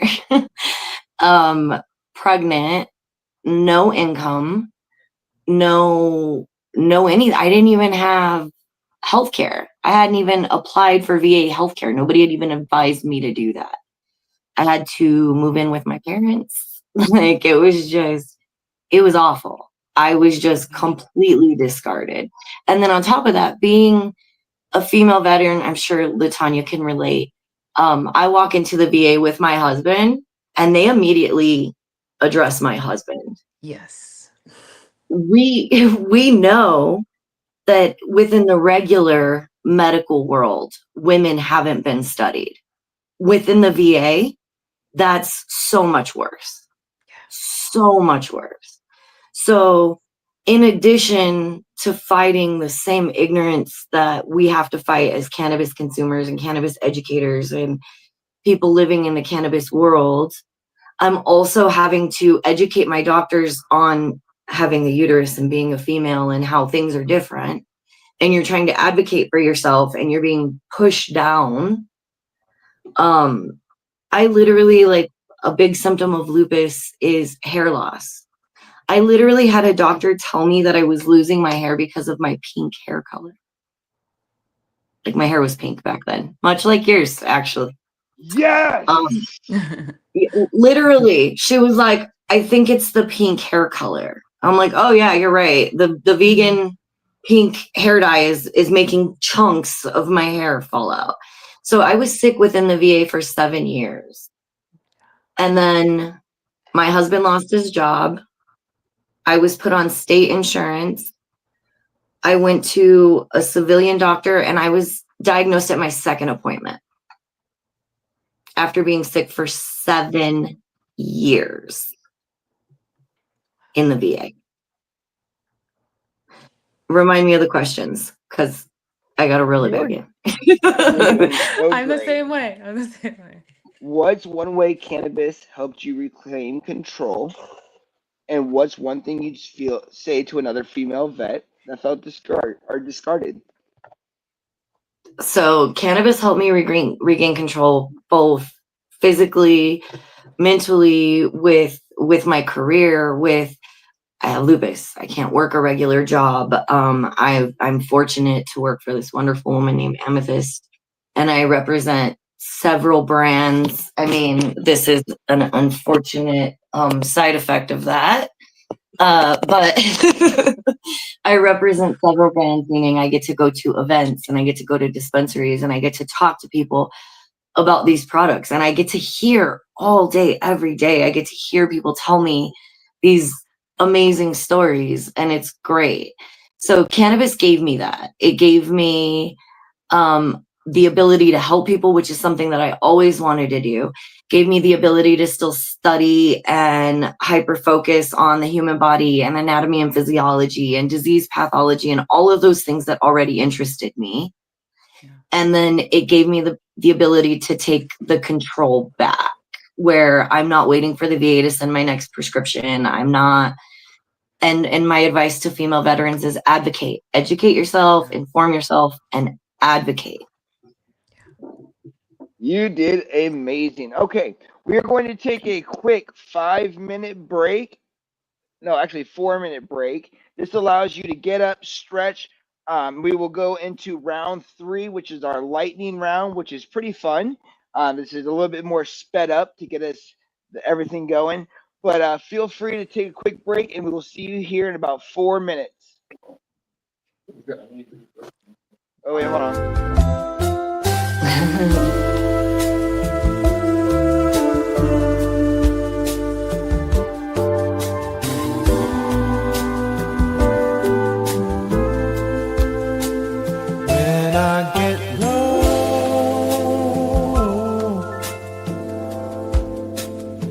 Somewhere I like to go, out walking with my shadow, and my garden friend.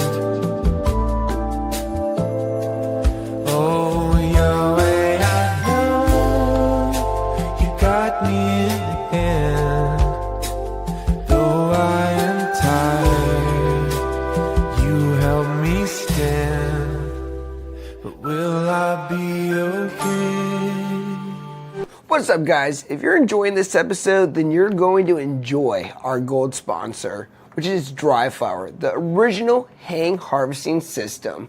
If you've ever ruined your flower post-chop or lost your terps to a bad dry, it's time to upgrade.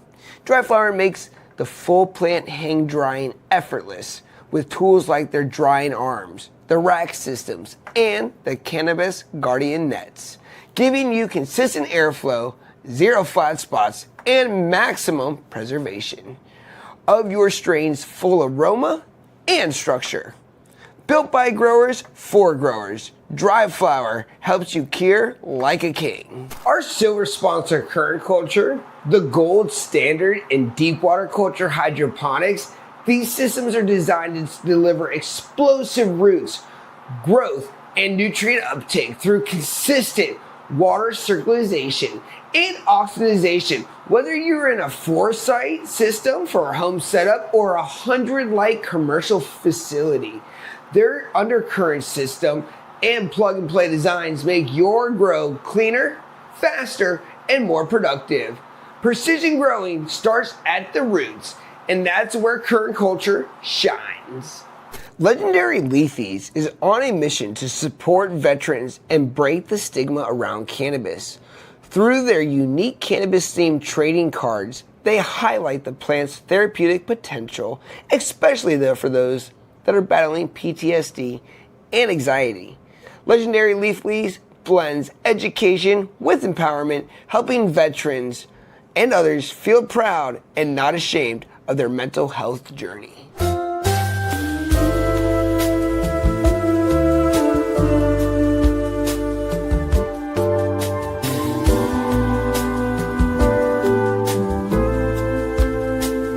When I get low,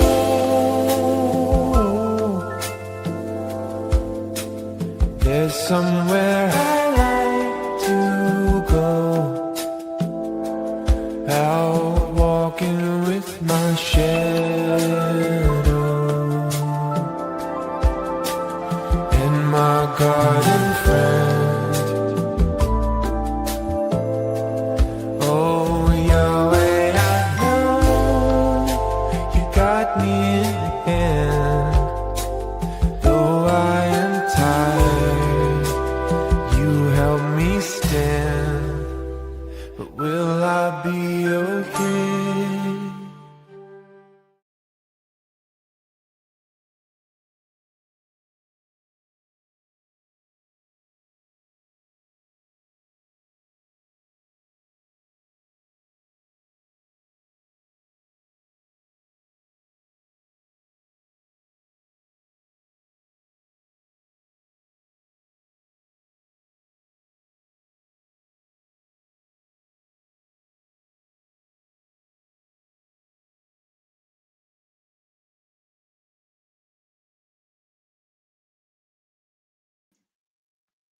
Hello. All right. What's going on, everybody? We are bringing everybody back in the room. So, CJ, we got J Mac, we got Uncle Stoner, Tracy, and we're bringing in Latanya. We'll figure out where Latanya went. She's somewhere. I'm here. Sorry. I was trying to get Yay! it kept going to a different screen. I was like, well, I still hear everyone, so I know I'm here. My No phone worries. overheated. I love Wait, it. I'm muted. Oh, we're good? Everybody good? Yeah. All right.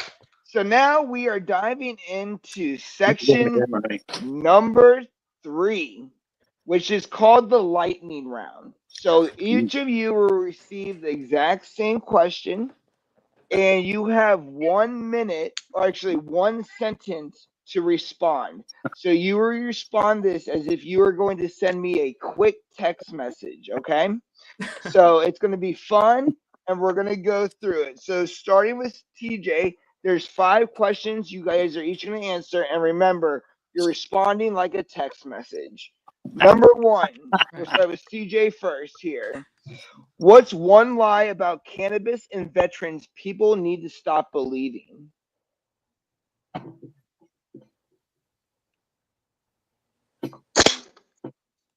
We're just using it to escape. Perfect. All right. Moving on. Back to my main screen. No. Everybody. There we go. Tracy, you can just keep it on this main screen, Yoda. What's one lie about cannabis people and veterans need to stop believing? That you cannot use the VA healthcare system and cannabis simultaneously. Yeah. All right. Perfect. Bobby, what's one lie about cannabis and veterans people need to stop believing? They group cannabis along with all the other hard drugs. They need to stop doing that. It's an exit drug, not an entrance drug. It's not a gateway drug. It is a medication that helps you. That was a long text. Sorry. All right. That was a Hey, great. hey, That you was know, more if you like a can voice text from me, I do message. long text. Yeah. So. All right.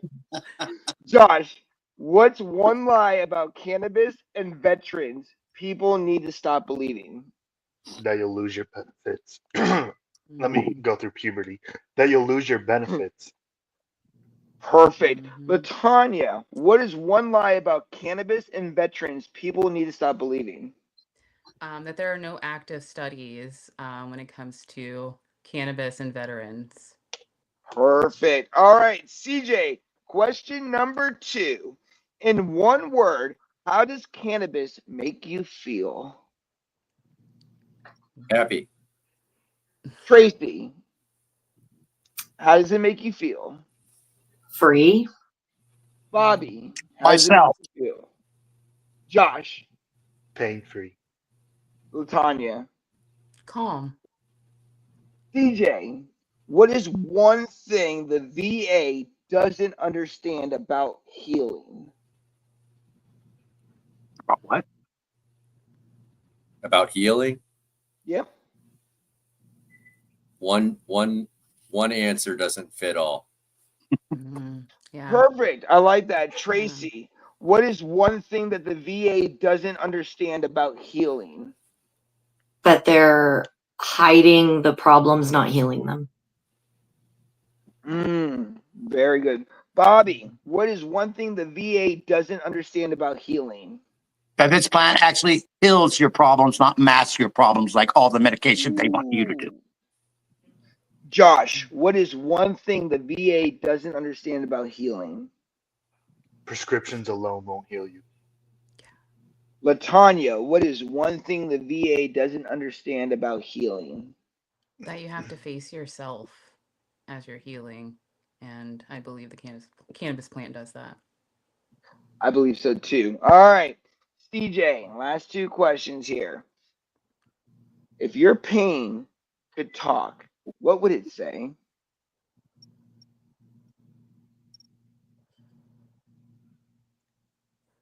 Pain could talk. What would it say? Yeah. You should have thought first, because a lot of my pain is self-induced. Tracy, if your pain could talk, what would it say? I think it would apologize because most of mine is autoimmune related. So I'm kicking my own ass. Sorry for the language. Oh, you're fine. Yeah. Bobby, if your pain could talk, what would it say? Thank you for trusting cannabis. That's awesome. Josh, what would your pain say? Allow yourself to cry and let go and move forward. Stop I holding like on. that. Latanya, what would your pain say? That I belong here and that I'm not an imposter. Yes. Love All that. right, you're doing great. CJ, what is one daily practice that keeps you grounded?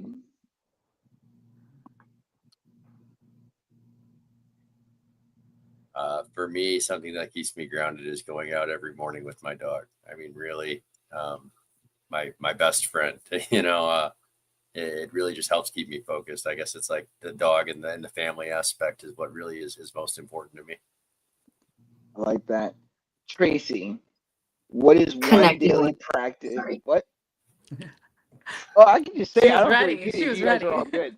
Yeah. I fire away. remembered the question this time. That's a rarity, man. That's a Yeah. rarity. I was gonna say connecting with my community, like my community virtually and in Arizona. My cannabis community is amazing. I love them. I love that. Bobby, what is one daily practice that keeps you grounded? I'd have to say the same thing with her. My community, my cannabis community, and my wife and my dog. Mm. Mm. Josh, what's one daily practice that keeps you grounded? Controlling my first and last thought of every day with a gratitude statement. Yeah. Woo, that's actually something I Wow. need to practice Wow. because sometimes I can be very Yeah. nasty to myself. Oh, Latanya, what is one daily practice that keeps you grounded? Um, Finding routine again, but through education, it's just been, getting the work done. Yeah, doing the work, getting it done. Yeah. Yeah. Well, beautiful. All right, so now we are in round 4, which is a Q&A. And to keep this simple, what we're going to do is we have 10 minutes open on the clock. So let me put that on the clock. Bum, bum, bum, bum. And this is for audience, and I also have some questions too. So here's how it works. What I would like everybody to do is take the name of the person and put that first, and then put a dash, and then write your statement. We're going to do it this way instead of having people come on just for time. So put the person's name, so CJ dash question. Latanya dash question, and we're going to read those off. We have 10 minutes to go through questions, and you can ask any panelists. Try to keep your questions under about 2 minutes each so we can have multiple questions going. All right, here we go. Let's see here. The first one was, what is TRICARE? Ooh, I can answer that. TRICARE is the insurance that is used if you have like TRICARE for life, especially for those who may have been med boarded or out. TRICARE is the active insurance, but it's also used for those veterans who, again, are med boarded out and or using TRICARE for life for their self and their dependents. So it's the military's version of insurance. Wonderful. Great answer, by the way. Yeah. I'm so sorry that your brother died from multiple sclerosis. That is tragic, and I do really apologize for that. And thank you for sharing that with the panel. Sorry. And let's see here. It says I can only use cannabis and psilocybin microdosing for urban PTSD. Can I say one It's last thing?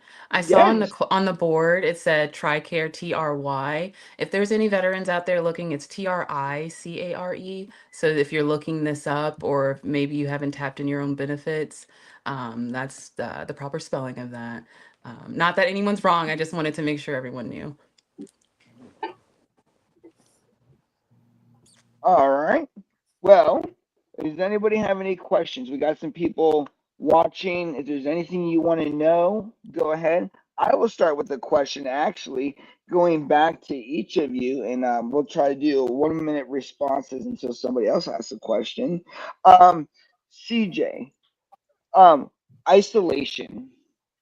What I talked about earlier, I talked about sometimes it can be a gift and a curse being alone. Sometimes you want to be alone, so other times you don't want to be alone. What would you say that once you conquer isolation, how does that improve your life as a veteran? It allows you to be free, get back out, get back into routines, get back out into public, and feel comfortable in yourself and feel confident in yourself. That was something that the military gave me. Was I think Josh mentioned it. It was like the best version of me. I was confident. I could go anywhere. Like, head was high. I knew I had my guys. They had my six. It was different, and that's something that gets given back to me. Coming out of isolation and really, again, I'm going to say it's come back to the community, because that's how I'm able to go out and do events like NCF where I met you. I knew that like the team was there. I wasn't isolated. I wasn't alone. So I was able to be in those spots. And that's why I want to help create spots like that with the veterans lounges and stuff like we had set up at National Cannabis Festival. It's very important to be able to feel safe and comfortable and not isolate. We have a question coming in from our bronze sponsor, Legendary Leafies. CJ, with doing puff and paints, do you feel like it's a part of the healing through art? Absolutely. Events like puff and paints or anything where you sit down and you mindfully use the plant medicine to create or express yourself. Especially with art. Even if you're not an artist, I highly recommend you doing one of these. I was at one, and I can barely paint a stick figure, and you see what it is. But it's about the expression. It lets you express yourself in kind of a different, unique way, and that's really the power of cannabis, opening you up. Yeah. Perfect. Okay. Now, Uncle Stoner, you talked about escape. A lot of people sometimes in very dark stages think of suicide as escape. When did you start to learn that escape was about being reborn and living in a different way? Well, once I stopped doing all the hard drugs and isolated myself, because that's one thing I learned about when I used all these other drugs, I always did it by myself. I always isolated myself, made myself more depressed, made myself more self into my own thoughts, my own self enemy, into my PTSD. And once I started using cannabis, is when I realized that no, I need to start going out there, talking to other people, talking to other veterans that have the same problems I do, or and just explore how this cannabis plant has helped me in this world.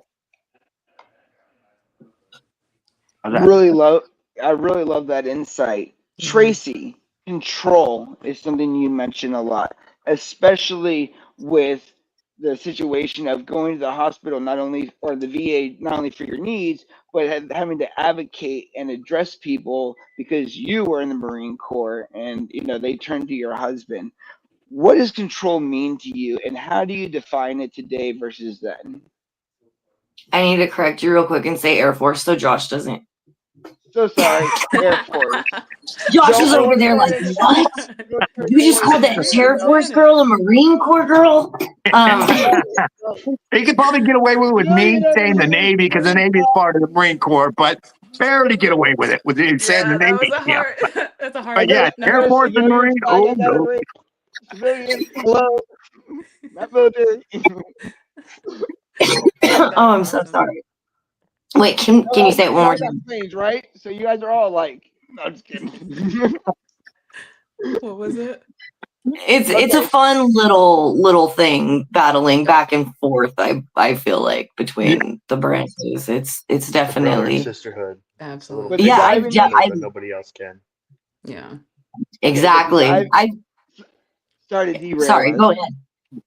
No, you're good. You're good. Can you repeat the question one more time? Okay, one of the things that you talk about is control, right? Being able to control things around you, yourself, your emotions, everything like that.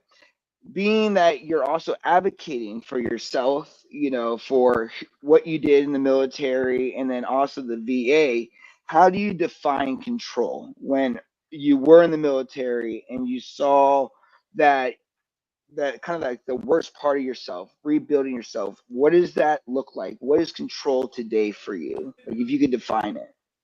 I think it would be like making your own choices is probably the biggest thing. One of the big things for me whenever I was in the military, and I think in my answer to you is I feel like the military as an organization, it's damaging to the typical psyche. It's hard because you develop brotherhoods with these people, sisterhoods with these people, and they're leaving. If they schedule you a doctor's appointment and you don't go, you can literally go to jail. Like, like you have no control of your life. And some people, I do feel like a small portion of the population take comfort in that. But for a lot of people, that does something to you, not having control. You have to kind of learn to totally let go and just almost not give a shit, just shut up and color. And then when you get out, all of a sudden you're responsible for everything again. And you're like, wait, what do you mean? I Yeah. have to think about what I'm doing. What do you mean this person is going to be here forever? So I'm not consciously detaching as I'm becoming incredibly attached. What do you mean? It's just getting your choices back and learning how to make those choices. why? Make good So, choices. in a way, it almost kind of reminds me of like an institutionalization, like mindset, where like 100%. overprotective parents would be a great example. The parents do everything for the child. So, like, I was one of those people where I had very great parents who took care of everything. When it came to living on my own, it actually took me a while to adjust, and I did not do well with it in the beginning because I didn't know what to do. You know what I mean? They took care of everything. Now I'm supposed to take care of everything. So, I can definitely see how some of that is you expect things to just be like this 100%. And forever, and then they're it's not, and also, they're very oh, my different. phone's overheating again. Oh my gosh, Arizona problems. Oh no. No. Well, we're getting towards the end. I'm not done yet, but all right, Yeah. keep moving this. I got a question for Latanya and Josh, and then we'll wrap it up to the next segment here. Latanya, you talk about healing. I think that is probably the most profound thing for you, especially with Armentia, being a scientist, working with universities, being in the forefront as a woman, especially as a veteran, right? What is healing to you today versus what you thought true healing was when you were at your lowest point? Oh, that's a powerful question. Healing for me today, again, is just I know that I belong here, but I'm saying that to say that it took me a long time to even be able to say this out loud, to the point where if you go through the steps, I had to say it to myself in the mirror. You know what I mean? So these are like that healing journey was so important. And then on the science side of the world, it's so easy to, wave a scientist off as quirky or they don't understand. But I really, through the healing parts of what I was going through, and then also understanding the compounds and what's really going on, I feel like that actually helped me through education. Like, okay, let's break this all the way down, and then let's also help others understand. I definitely like that. Yeah. The inclusiveness of other people, I think, Yeah. like what we've been talking about all night, is the missing piece. We just expect people to either understand or the contrary. We expect them to not understand anything. You know what I mean? And I think it's a battle of what you don't know what you don't know. And I Hmm. think that's a gift and a curse when it comes to navigating situations. Would you agree? I absolutely agree. I really do. One thing I will say, and I'll end it here, is that when it comes to the understanding and the educational piece, right? I think that a lot of folks are seeing that this education part is very important, but but you're also not just educating on the plant, you're educating on these steps which collect, I mean, in an education world, collects as data, right? So that healing journey that you're going through is important. That's why I'm always advocating for cultivators and for home grows, because I've tested both sides. And I can personally say that I've tested more home grows that have been more natural and did not get dinged for any type of pesticides and metals or aspergillus than I do for these larger companies. Leaving all names out, I'm just saying my personal experience. I would love to see more folks who may feel shy to coming and getting themselves educated, or even being educators themselves, or being at the top of their game in a larger capacity, to not be afraid because yeah, their knowledge is needed. Beautiful. Absolutely beautiful. All right, Josh, here we go. We've talked a lot tonight about gateway. When you first heard of gateway as a term for drug use, or maybe let's say a gateway to a bad path, how has being a podcaster, an activist, and then somebody that's actively healing adjusted that narrative where we can promote gateway as a positive way out, not just a gateway in? You just got to use it as an attention grabber, right? Like you use gateway and everybody's hooked, or like talking on here. I intentionally came out here with the intent of saying gateway. Cannabis is a gateway, right? Because for the longest time, it was instilled as a negative where it was going to lead you to shooting crack or any other substance that was unhealthy for you, right? So it starts with each and every one of us of changing the narrative and the way that we talk about things. Just because gateway has a negative stigma doesn't mean it can't be a blessing in disguise, right? Because it was a gateway for me. It was absolutely, I would never have approached the psychedelic realm for the mental health aspects of it if I never was Mm. okay with plant medicine, as in cannabis. Yeah, absolutely. Fantastic answer. All right, now we are moving on to segment number 5, which is final reflections. This is a 2 minute per speaker question. And I'm going to give you the prompt. And again, we're just going to go through how it's set up here. So we'll start with CJ first. 2 minutes on the clock here. What is one thing you want any veteran struggling right now to remember? 2 minutes on the clock. The most important thing for veterans struggling out there to remember is whether or not you deployed or you didn't, you went out behind the fence, or you whatever, doesn't matter. There's a lot of resources available for you, from Balanced Veterans Network to the traditional VSOs to podcasters like JMac. there's a lot of tools, and in the world we live in, the tools are really easy to connect with the resources you have. Something as simple as your phone, you're able to connect with these resources. Lean into the community. As I said in the beginning, cannabis for me, really, the community led me out of isolation. Please find the community that fits you. There is a lot of roads to heal, and we can only find the way these medicines work if we work together. Don't be shy at your VA. We have to speak out. As Latanya said, peer support, our data is what's going to change things. And I'm going to tell you right now, as I've gotten farther into the advocacy side and working on this, we'll probably see psychedelics legal first because there's more data and they're moving it forward. And because the VA is backing a lot of this type of psychedelic support, we need to get in their ears about cannabis support, because if we can move the VA forward as veterans, it will unlock cannabis for the rest of the world. The VA healthcare system is a crucial link to not just veterans, but everybody. And for veterans in particular, it is the only place where a lot of veterans can go and actually talk about all the things they were exposed to and saw and where they were. So use the resources that are here. I know the VA healthcare isn't the best. We've heard some really bad stories on it too. There's a lot of good people trying their best at these facilities. Most importantly, though, again, I'm going to say find the community that fits.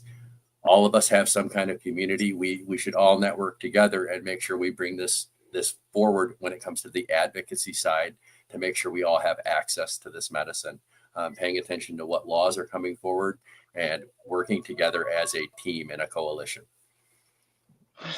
Beautiful, beautiful answer. It's like Yeah. making great food. Mwah, coming right out of you. Yeah. All right, Tracy, what is one thing you want any veteran struggling right now to remember? First of all, you're not alone. And second of all, you have choices. Educate yourself, advocate, reach out, explore alternative therapies. Take control. Something that I have not talked about, I can't believe I haven't talked about, is art. Again, have lupus. Sometimes I'm stuck in bed. I felt very out of control with that. So I learned to crochet. Gave me a side hustle, gave me an income, gave me a little bit more comfort when I'm stuck in a chair. At least I'm doing something. I wasn't able to become a nurse like I wanted because I can't do clinicals because of my treatments and my body. So I took control by getting involved in the cannabis community and working with natural medicine, still educating myself, still advocating, still being informed, and still helping people, but just in my own way that I'm able. Getting involved in the community, voting, like other people have said. It's really about just taking control of your life. Got 46 seconds. Oh What my else? goodness. I felt What like I've else been is rambling forever. I love So, I think that it's important, the community aspect of it, that the advocating, the educating yourself, follow other people. I'm definitely, like, I'm following Latanya. I'm so glad that I met her here. I met Josh a couple of years ago. I'm surprised he has not given me any shit about the fact that I have canceled on him 3 million times. I live really far away and I've tried to get on his podcast and it just has not worked out yet. Getting involved in your, I'm losing track of myself because there's so much time. I feel like I've You're been doing good because it's time. You made it. Oh, there we go. You made it. Yeah. Yay. All right, Bobby. Yes. What is one thing you want any veteran struggling right now to remember? It's not rock bottom. You think you may be at rock bottom. There's always hope. Try it. There's always a way to get yourself out of the bottom. You're better than that. You survived the military, survived the VA. You just need to survive life. Cannabis isn't for everyone, but for me, it definitely is, and it definitely got me out of where I needed to be, and that which was rock bottom. At the point where I didn't think I had anything to offer this world, society, or anything, and now You know, as I said, I was there by myself, squatting, doing crack, all that stuff. I mean, if you look back at some of the stuff I did back in the day, you'd be like, wait, now this guy's doing this. I travel the world now. You know, I created a live interactive educational cannabis competition called Squatch Off, where people that are new into using cannabis get to come and learn about cannabinoids and rosin and all the different terpene profiles and all that. Yeah. And it's just that you have to remind yourself you're better than your rock bottom, plain and simple. You know, Yeah. don't let the bottom Love that. keep doing that. You know, you're better than that. You're a veteran. You're a good person, whoever you are. If you're rock bottom, if you're using drugs, there is more out to there than that pipe or that, you know, that needle. You know, find that passion, something that gives you life and hope. And for me, it was cannabis, plain and simple. 29 seconds.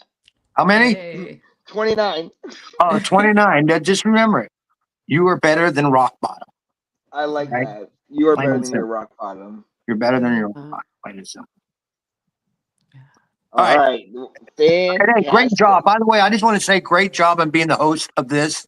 I think all the questions, everything you've done and put together here, bravo job. You know, hats off to you, brother, on this. Oh man, I was gonna have a Agreed. designated section where you guys all like guru or goo over me, like a whole like, now let's talk about how great I am. No, I'm just kidding. And here I jumped the gun. You know, it's all I right. know. It's different sections. That's coming up. No, I'm just kidding.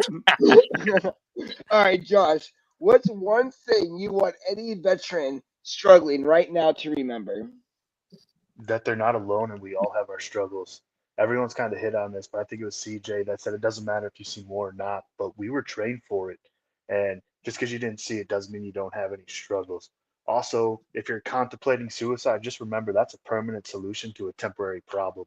There's Mm. other avenues to help you out there. You just got to get out of your own way and ask for them. Dang, in my head, I had this all planned out and I just went blank. Um, but also to recognize that the way you're acting, responding, or reacting right now isn't necessarily due to your military experience or lack thereof. It all stems back from our childhood. So when you're ready to work on it, you have to work on your child, you have to work on your inner child Mhm.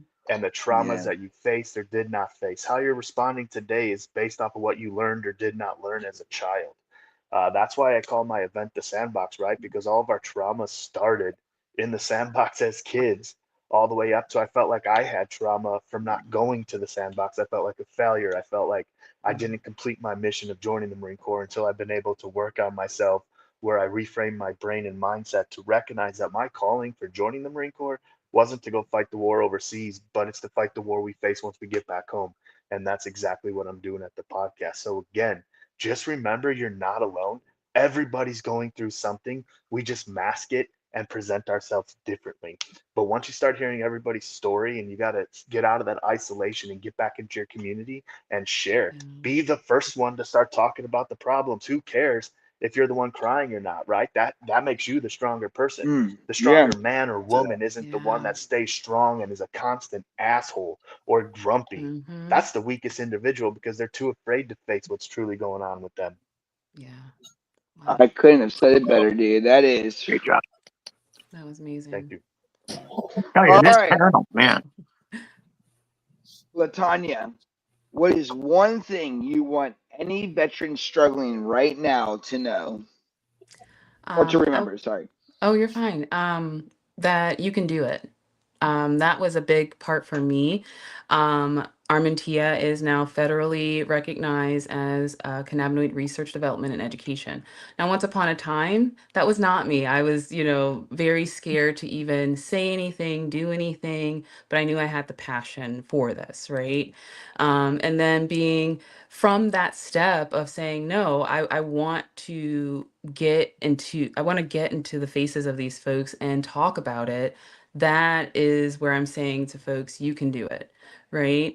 I've now been up against the board of pharmacy. I've been, against so many boards where it doesn't even, um, I'm not saying it doesn't phase me, but it doesn't as much anymore because I went through the lessons. Don't be afraid to go through it, right?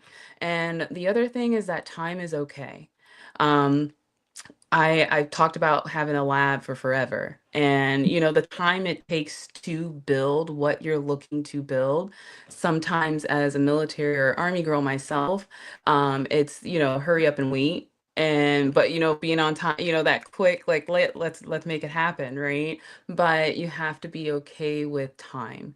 That is where, for me personally, I got to face myself. That is what cannabis did for me. I started partaking, and then I really recognized the fact that while I am a very intentional person, that being on cannabis, it will force you to really look at self, right? You're in the mirror, you're just like, anything that you have decided to shrug off your shoulders, but it still bothers you, you're definitely going to have to answer those types of questions, which, again, in the science world is a beautiful thing because when people are ready to do that, um, they also have to take into consideration that it's not going to be easy. It's going to be hard. Wow, you are like right on time. Like if you like, I don't know if you like Really? counted in your head 2 minutes, but like when you No. ended, the timer rang. That was pretty fucking cool. All right, very excellent. I love all the statements. So here's what we're gonna do. There was a little miscommunication. It's mostly my fault because I sent the email yesterday asking for this. But what I did was I had asked each panelist to prepare a short, unsaid letter, a letter to their past self, to the military and to the VA, or to someone they lost, or even if it's to cannabis itself. These are letters that were mailed but always carried. So, what we're going to do is we're going to play a fun game where you're going to give a statement to your younger self, right? So, how this works is you're going to go and talk to yourself. So, pretend it's your first day at boot camp, right? In a paragraph, which is usually about 3 to 4 sentences, I want you to address yourself of what to prepare for and what's going to happen from boot camp until today. You're sitting in the chairs talking to me now. And I want it from the heart, but I want you guys to address yourselves as if you were the drill instructor giving them the rundown of what they're going to go through. So we're going to start with CJ in the beginning because he was up top. I get my grid back real quick. And take your time thinking about this. 3 to 4 sentences from the heart, but you're addressing yourself. You have no idea what your life has for you. All you did is got off that bus and are standing on, from the military documentaries, because remember, I wasn't in the military, the little yellow feet print. All right. So here we go. CJ, go for it. 3 to 4 sentences. Spotlight on CJ, please. Make it even more difficult to really Right. come to this.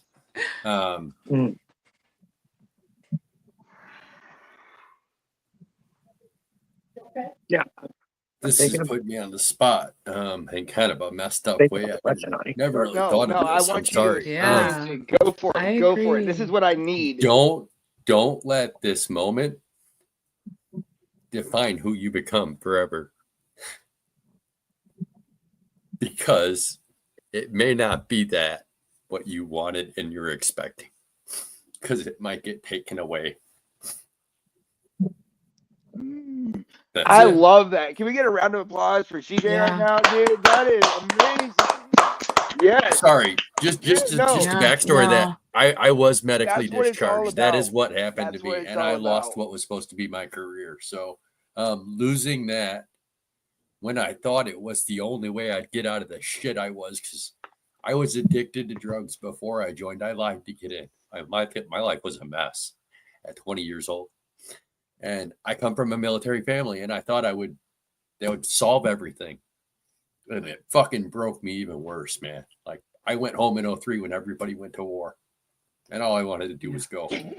And I let it define me for over 2 decades. And I'm still working on healing the trauma. And that's the power of the community I found, is that it doesn't matter that I went home and I didn't go. I'm still fucked up from a lot of other stuff. And there's a lot of work to do. but I let that define me for so long that it caused a lot of trauma in my family. So that's that, man. That's beautiful. You are so fucking strong, dude. Do you Yeah. understand that? You are stronger than you fucking think you are. Like, you should really be blessed of how much wisdom and how much you have come from what you described. You know what I mean? Like, I'm really proud of you. If nobody's told you lately, I'm proud of you, and I think every panelist in here will tell you that they're proud of you too. Thank you for showing. Thank you for Well, sharing. I thank you, and I thank everybody in this room, because it takes the community, as I kept referring to, and it's what's allowed me to actually find my healing journey. There's so much more to it. The layers, it's like onions. You just keep on peeling layers. And Josh mentioned it. A lot of it's not military trauma. A lot of it stems from way farther back. So when you're ready to go down this road with cannabis is a gateway, like you said, to the psychedelics, and that's the gateway to healing all the trauma and not just masking it like the VA and some of the other healthcare systems are doing. So we need to advocate for these roles. That is beautiful. Tracy, coming firing up right at you. I want you to dive deep. CJ should be the example for all of my panelists right now of how real that I want you guys to get with not only me, but yourselves in this community. Because somebody out there that's watching that's going to take their first week and a half, trip getting prepared to go to boot camp might stumble upon this podcast, and this could change their life forever. That's what you guys are doing. So, deep from the heart, Tracy, let it rip. You're there. 3 to 4 sentences. Go. I think the biggest thing would be this is a tiny blip of your life, but it's going to affect your entire life. Remember who you are. Play the game, shut up and color, but remember who you are. Stay true to who you are, and know your rights. Advocate for yourself. Don't gaslight yourself. Don't let the imposter syndrome win. Cool. Do you want 2 minutes like CJ to define that?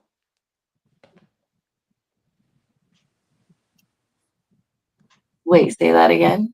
So now that you've said everything, like CJ, he got a chance to explain it. Do you want to dive a little bit deeper? I'll give you 2 Yeah, minutes, for sure. and each For panelist sure. will have 2 minutes to dive deeper. I think so my younger self was very toxic. Like Josh said, a lot of screwed up childhood issues. And I used to say if I could go back and do it again, I would do it so much better. I would do it so much better. So much of basic training was fighting myself. I didn't know who I was when I went in. And then they tell you we're going to take away who you are and rebuild you. But if you don't know who you are, whenever they take that away, there's nothing there. So know who you are and stay true to that. Like, do your best, kick ass, do something you're going to be proud of, and realize that you need to just take the positive experiences, grow from the negative ones, push through. It's a tiny portion of your life. And again, don't just follow through. Know your rights, like genuinely know your rights. If I had really educated myself, I would have been medically discharged. I had a 1/4 inch hole in my heart. Instead, I have 30%. Yeah. Perfect. Yeah. You're doing wonderful. Bobby, Oh, well, 3 to 4 sentences, all and right. then Well, you can have 2 minutes to define it. Go for it.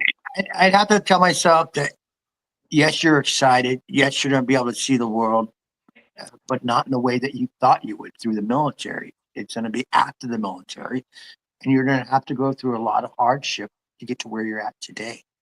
And it's going to be a lot of pain, a lot of loss, a lot of suffering. But it's going to be worth it because you are special and you do have something to offer this world. Yeah. You know, just being yourself. You know, is said like here they said stormed everything stems through childhood. I was molested as a child. I was teased because I was ADHD, all that stuff. And so they put me in special classes. They didn't understand how my mind worked. And so going into the military, I thought, because I scored really high on a lot of stuff and stuff. I thought, oh, fine, this. places that understand who I am and what I can do. Instead, they just wanted to put me in something that they thought would be best and train me in a way that they thought would shape my life, which it wasn't true. I mean, yes, because of the military and what happened, the incidents and stuff happened to the military, my PTSD and the flight deck fire and all that stuff, it has allowed me to be able to actually travel this world and meet people and discover who I am and what I have to offer this world. You know, so it's not all lost. I mean, yeah, the military may just be a stepping stone for you. So not all is lost. And the feelings that you're feeling, they will go away. The pain that you're feeling, it will go away if you properly medicate with cannabis. I don't know. I guess that's what I would say to myself. Perfect. That is Wow. amazing. I really love that. Yeah. Josh, add to the fire, man. Let's build this up together, all right? You're Yeah, for standing sure, there, man. 3 to 4 sentences, and then define it. Just have some fun, let go, relax. Don't be so afraid to breaking the rules and doing everything right. And it's okay to fail. That's what the military's teaching you. Um, and don't allow the peers that you get to the fleet with to corrupt or affect your discipline and your confidence, right? Don't be afraid to stand out and step up. Be the leader that you were born and made to be, because we all have leadership within us, right?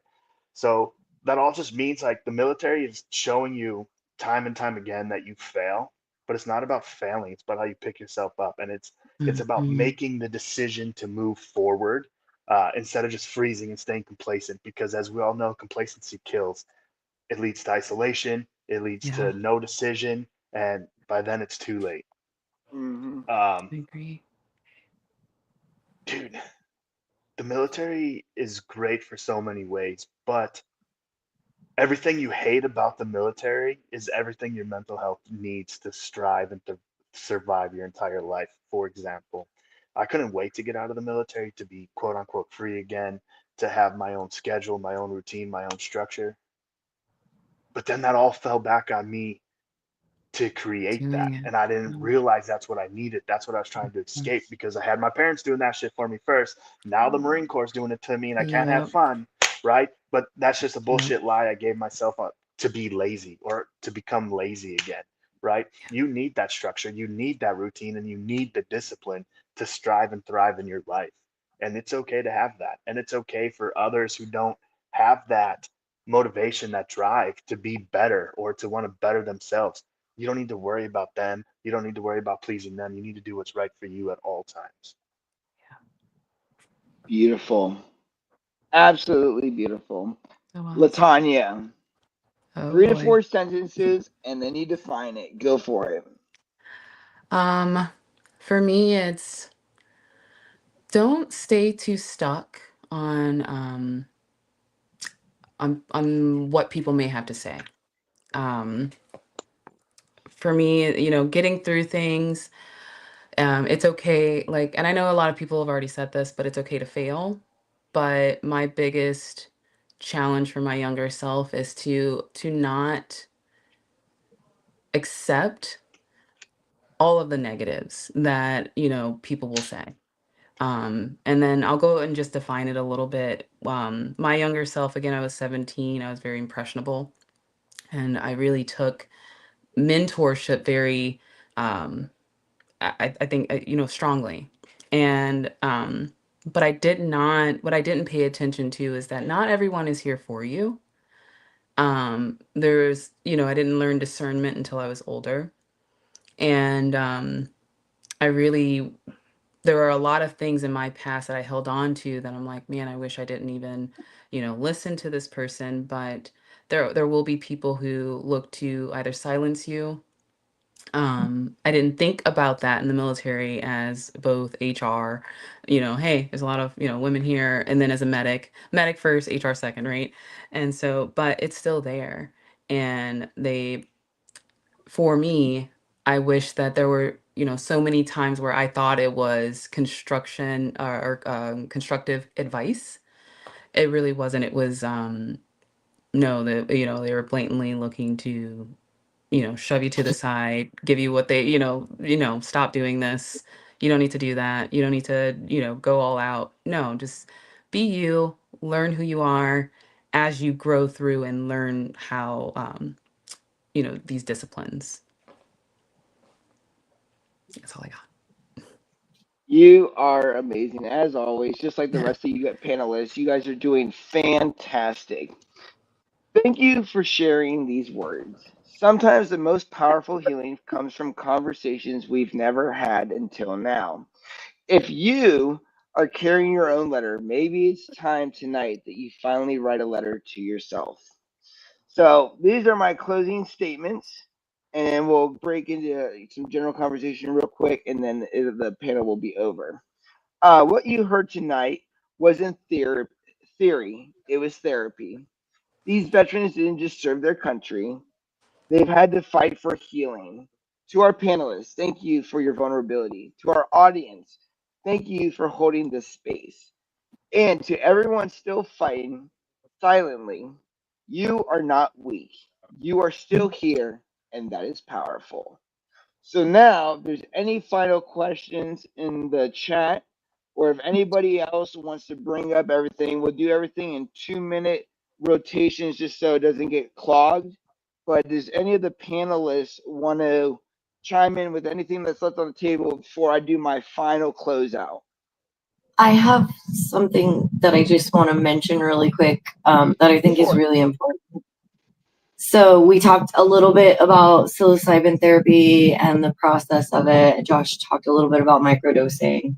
I believe it's an amazing medicine and it's helped so many people. But myself, I have a strong family history of schizophrenia. So because of that, completely contraindicated. Anybody that like has genuinely educated on it has told me like absolutely not. It makes sense physiologically, why not?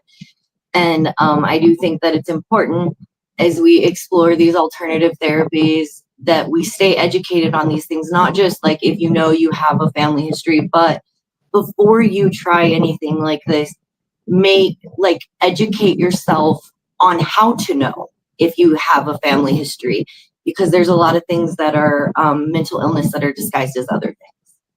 That is all. Sorry. Fantastic. Does anybody want to add to her and bring some clarification? Does anybody have expertise? I love mushrooms myself personally and microdosing. I actually microdosed today, but I am not experienced in that realm. So I would love anybody that has CJ. I think you might be a great candidate, or Latanya.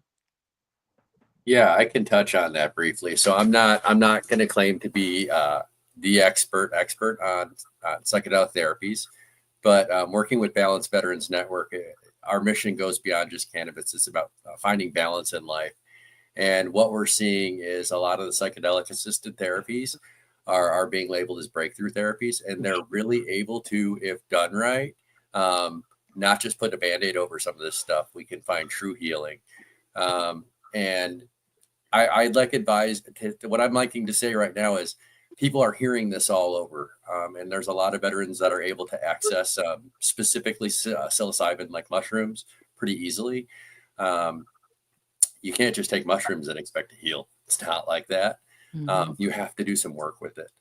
So if you've already experienced something like that and you're trying that, I highly recommend finding community. Balanced Veterans Network is here for you. We have several different groups, social media, Facebook and Discord. Get active in some kind of community, because what it really ties into is peer support for the integration, and finding people who can help you work through the therapy and find healing through those medicines. Beautiful. Great. Does anybody else want to talk about anything else that we left on the table? This is time for all panelists to bring anything forefront that we did not talk about. Go for it. No, but I have to let you know, my phone just told me I have 15%. So if all of a sudden I go dead, that's because I even had this thing fully charged before we started. This sucked out a lot of juice for some reason. So I just want to let you know, if I all of a sudden, boop, no longer in the picture, it's because I'm at 15% on my battery. You were never here. I'm just But kidding. no, It's never here. No, this is a I'm good gonna go chat. No, I semi. appreciate it. Oh, sorry. Go for it, Josh. Go ahead. Yeah. I'm gonna go semi against what this whole chat's about, right? I do agree with Tracy that you do need to find out your medical history, your family history before you try any sort of medication, even cannabis. I've heard people describe edibles for them can be a form of psychedelic sometimes. However, I also want to say that I don't, me personally, especially if you're using cannabis for your mental health, it's not the permanent solution. It is that Mm-hmm. temporary um, fix, we'll say, Yeah. that can help you unlock further healing. Me personally, I don't want to have to use any substance every day of my life, whether it's a prescription medication, cannabis, microdosing, Yeah. whatever. I don't want to have to do that. So I believe cannabis is a great tool to help you unlock your next level to get into your healing. But if you're using cannabis for your mental health, you better be doing it mindfully. You need a therapist or a community that's going to help you Hmm. talk through and work through it, or else you're just managing and coping with it. Yeah. Well, You gotta I put in the would love work. to. Oh, go ahead, Latonya. I didn't want to overstep. You go for it. Oh, no, no, no. I was just ad-libbing. I was just agreeing, like, there's work involved, and you can't be afraid of the work that it's gonna take if healing is your intention. But also, I have to say, there are some people that need cannabis every day and have to have a certain cannabinoid level, terpene profile and cannabinoid level in their body. Like me, I have seizures, so I have to take drops every day. If not, even with me taking the drops, I ran out actually. I just got some in, so I was like 2 or 3 days without these drops. I winded up having a seizure while we were on, I don't know, early before we came on.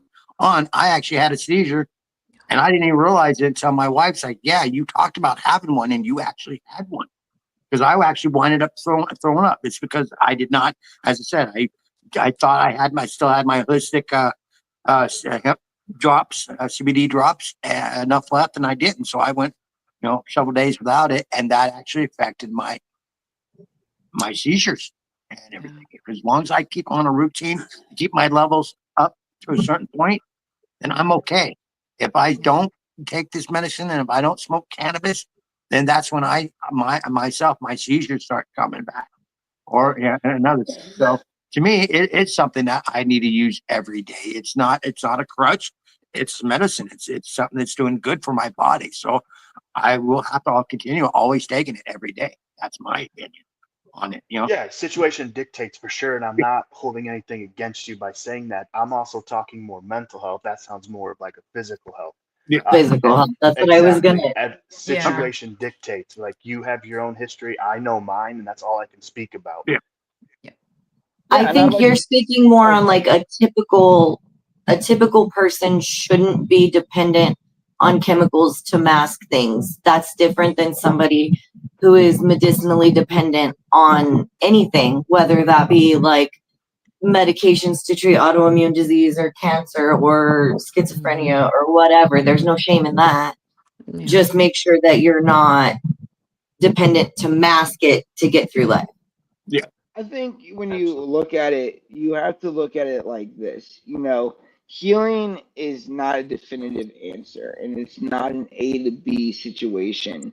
Even when it's talking to thousands of addicts, whether they've been on the podcast or where I've met them throughout my life or whatever, I think one of the things when it comes to addiction and using something as more like a crutch than a resource is also the intention of how you interpret using it. If you're proactive and you're running your life, doing all the things you need to be doing, that is oh, Latanya, if you have to go, there's no worries. No, you're I fine. think that you have to understand that what works for other people is what works for other people, and I don't think that we can judge, because as long as the end result, and this kind of supports what Josh is saying, that it gets better, and that's you doing the work, having a therapist, actively working on yourself, not just sitting and smoking joints thinking it's like it's a scratch off and one day you're just going to win the lottery and your life's going to be better because you smoke some weed. You know what I mean? I think that's the Yeah. more reasonable approach. Is this is a tool. Instead of giving you an SSRI, here's some cannabis. And just even like with mushrooms, from what I was learning from reading and everything is, you're not supposed, things like that. You can overdo it, and there's a way to indulge, and then there's a way to be healthy. I'm a person that does it every day.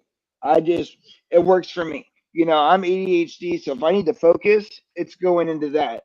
But I can support both sides and both narratives, and I appreciate you bringing that to the table, Josh, because it is definitive. And I think when you define on how you're using it, what you're using it, and the end all purpose, it comes down to, are you doing the work, or are you expecting this or that or whatever it might be to just solve your problems? And I think there's the misunderstanding.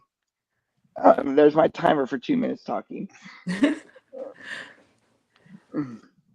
So, I'm okay. sorry. I sent you a text. Yeah, I have to go grab my son from the No airport. worries. Well, thank you for being here. Tune in because we're gonna just do the closeout, and then we are free to go, my dudes. So, this has been awesome.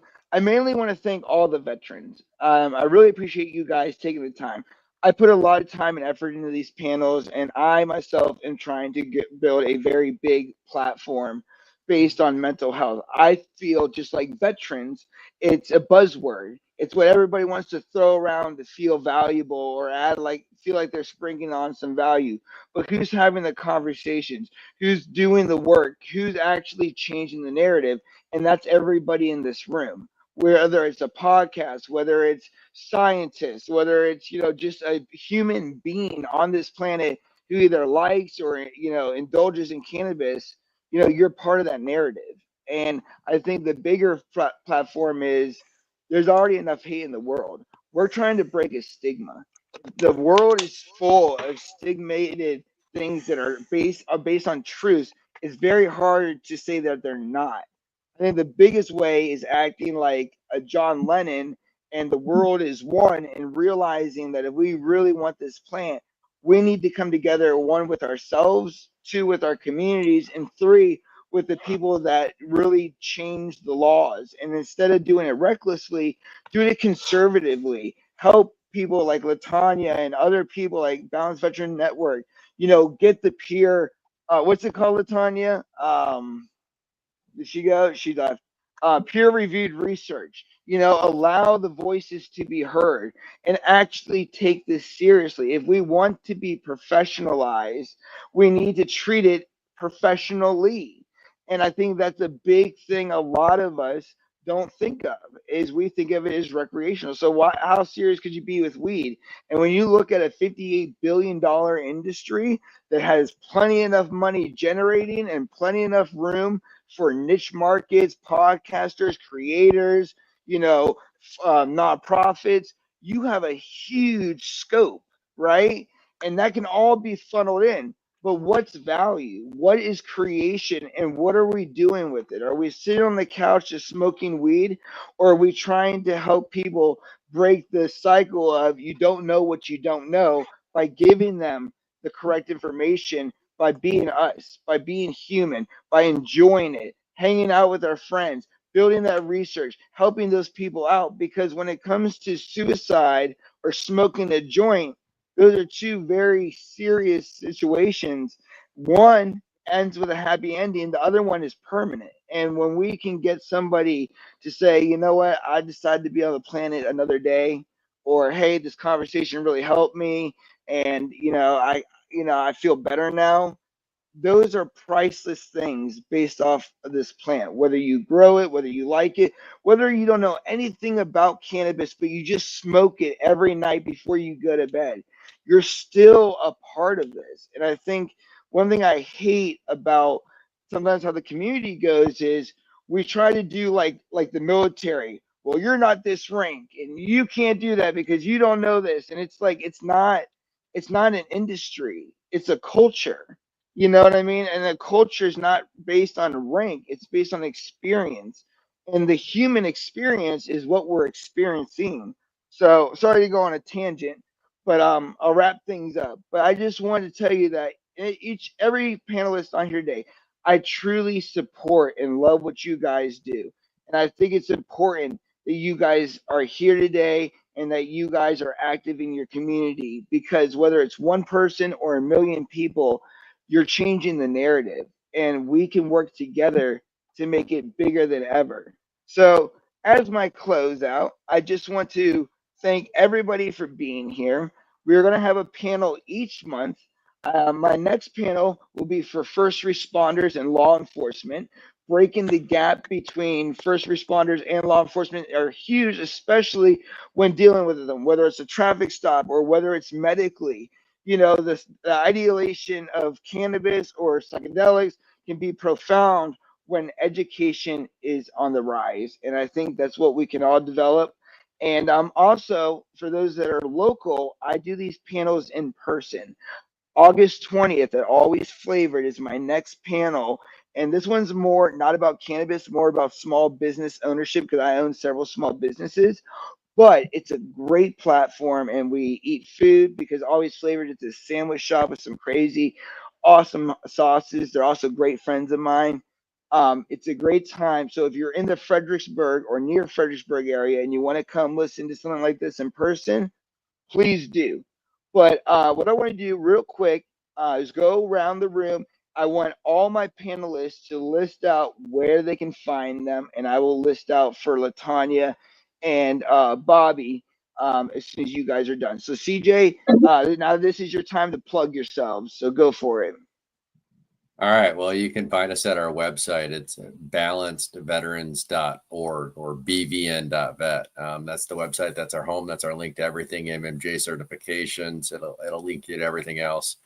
We are on the social medias, Facebook, Instagram. You can find us at Balanced Veterans Network or Operation 1620. On Facebook, we have some closed groups that are veteran only that allow us to have those conversations that aren't openly had. We do have a Discord link. That's the short of it. You can reach out to me at cj.cowgill@balancedveterans.org if you have any questions or would like to know anything more about the organization or have any questions for me. And I really want to thank you for having me on the podcast tonight. It's been an honor to be on here and be able to talk about my experience and work with these other great veterans who are doing the good work and getting out the good word on how we can heal together.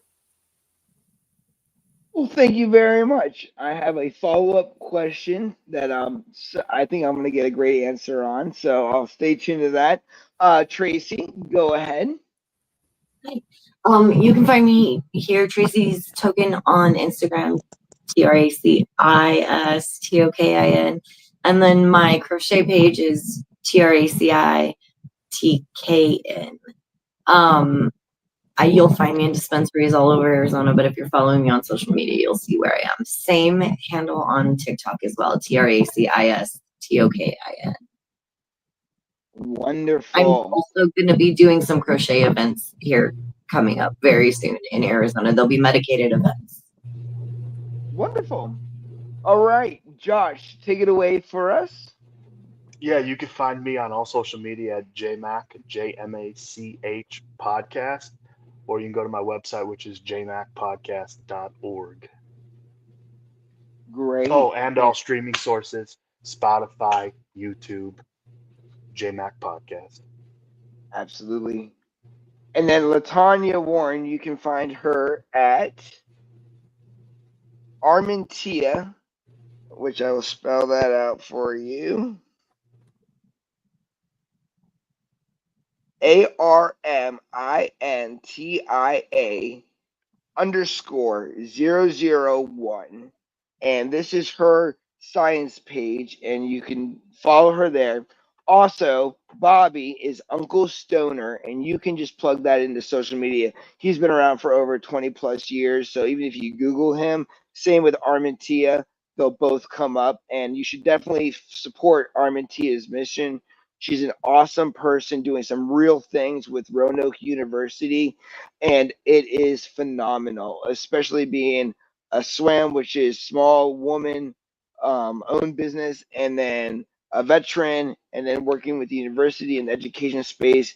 She is a powerhouse. And then with Uncle Stoner, with his squash off events and all the things that he does, he really brings and defines culture. So the last thing I have real quick is just 2 3 sentence response. But what did being on a panel like this help with? or did it help with anything? Maybe it didn't help with anything. I don't know. But what did you value about today? We'll start with CJ. Your question of asking me to write a letter back to myself really resonated home, and it's been part of the healing journey I've been finding. And I've never really spoken with it that openly. So part of the journey is talking about it and not being afraid to, whatever, get a little teary eyed or whatever in front of people. Like, yeah, we're all badass. You're a veteran, you're a badass in my book, whatever, pardon my language, but it's okay to be a badass and still embrace this stuff. That's how you're going to be a like real badass, because you're going to heal. So panels like this and discussions like this, you don't have to do it in public. You can go do this in private chats with people. You can do it with people that you meet. The key is 100%. finding other veterans and finding a way to express yourself. Tracy. It made me realize that I need to do this more. There's a lot that I have to say. I've toyed with the idea of doing a podcast. I've never followed through. No, she hasn't. And I have the imposter syndrome thing too, much like Latanya mentioned. And then I think being a female in the cannabis industry in general, especially in Arizona, I don't know how it is in other states, whenever things go recreational, they tend to go more to like the party side of things, where it's more young girls in bikinis than educated women speaking on the medicine and the plant power. So I think just being a female in front of people with a brain talking about things like we're here and we need to speak up. Wonderful. Josh. It has helped with my communication skills, shows me where I have room for improvement. It also has helped broaden my thought process, being able to hear other panelists' opinions, life concerns, comments, and just watching you host this has shown me some growth, gave me some ideas on where I can implement similar things and how we can all grow together. Yeah, and if there's any like takeaways or any questions you have, feel free to reach out to me. I'm always an open book with sharing my knowledge. I think it's important that we grow together, and if there's something that you like and just have a few questions on, I'd always be happy to answer. So I think that's really awesome, and thank you. I take that as a compliment. Appreciate you. Awesome, guys. Well, this concludes the Cannabis and Veterans Mental Health Panel. And I am very, very excited because I've waited weeks for this. And I almost get as much excitement as being on the panel, just hosting it. And I just really enjoy myself. So I want to thank everybody again. Have a beautiful Saturday. And we will see you very soon next week on Wednesday on a podcast. I need all my panelists to jump on my calendar and let's pick a date to get you guys on the 2 to 3 hour session. But guys, it's been a beautiful night. Have a wonderful day. Peace out, panelists. Stay on. Don't leave.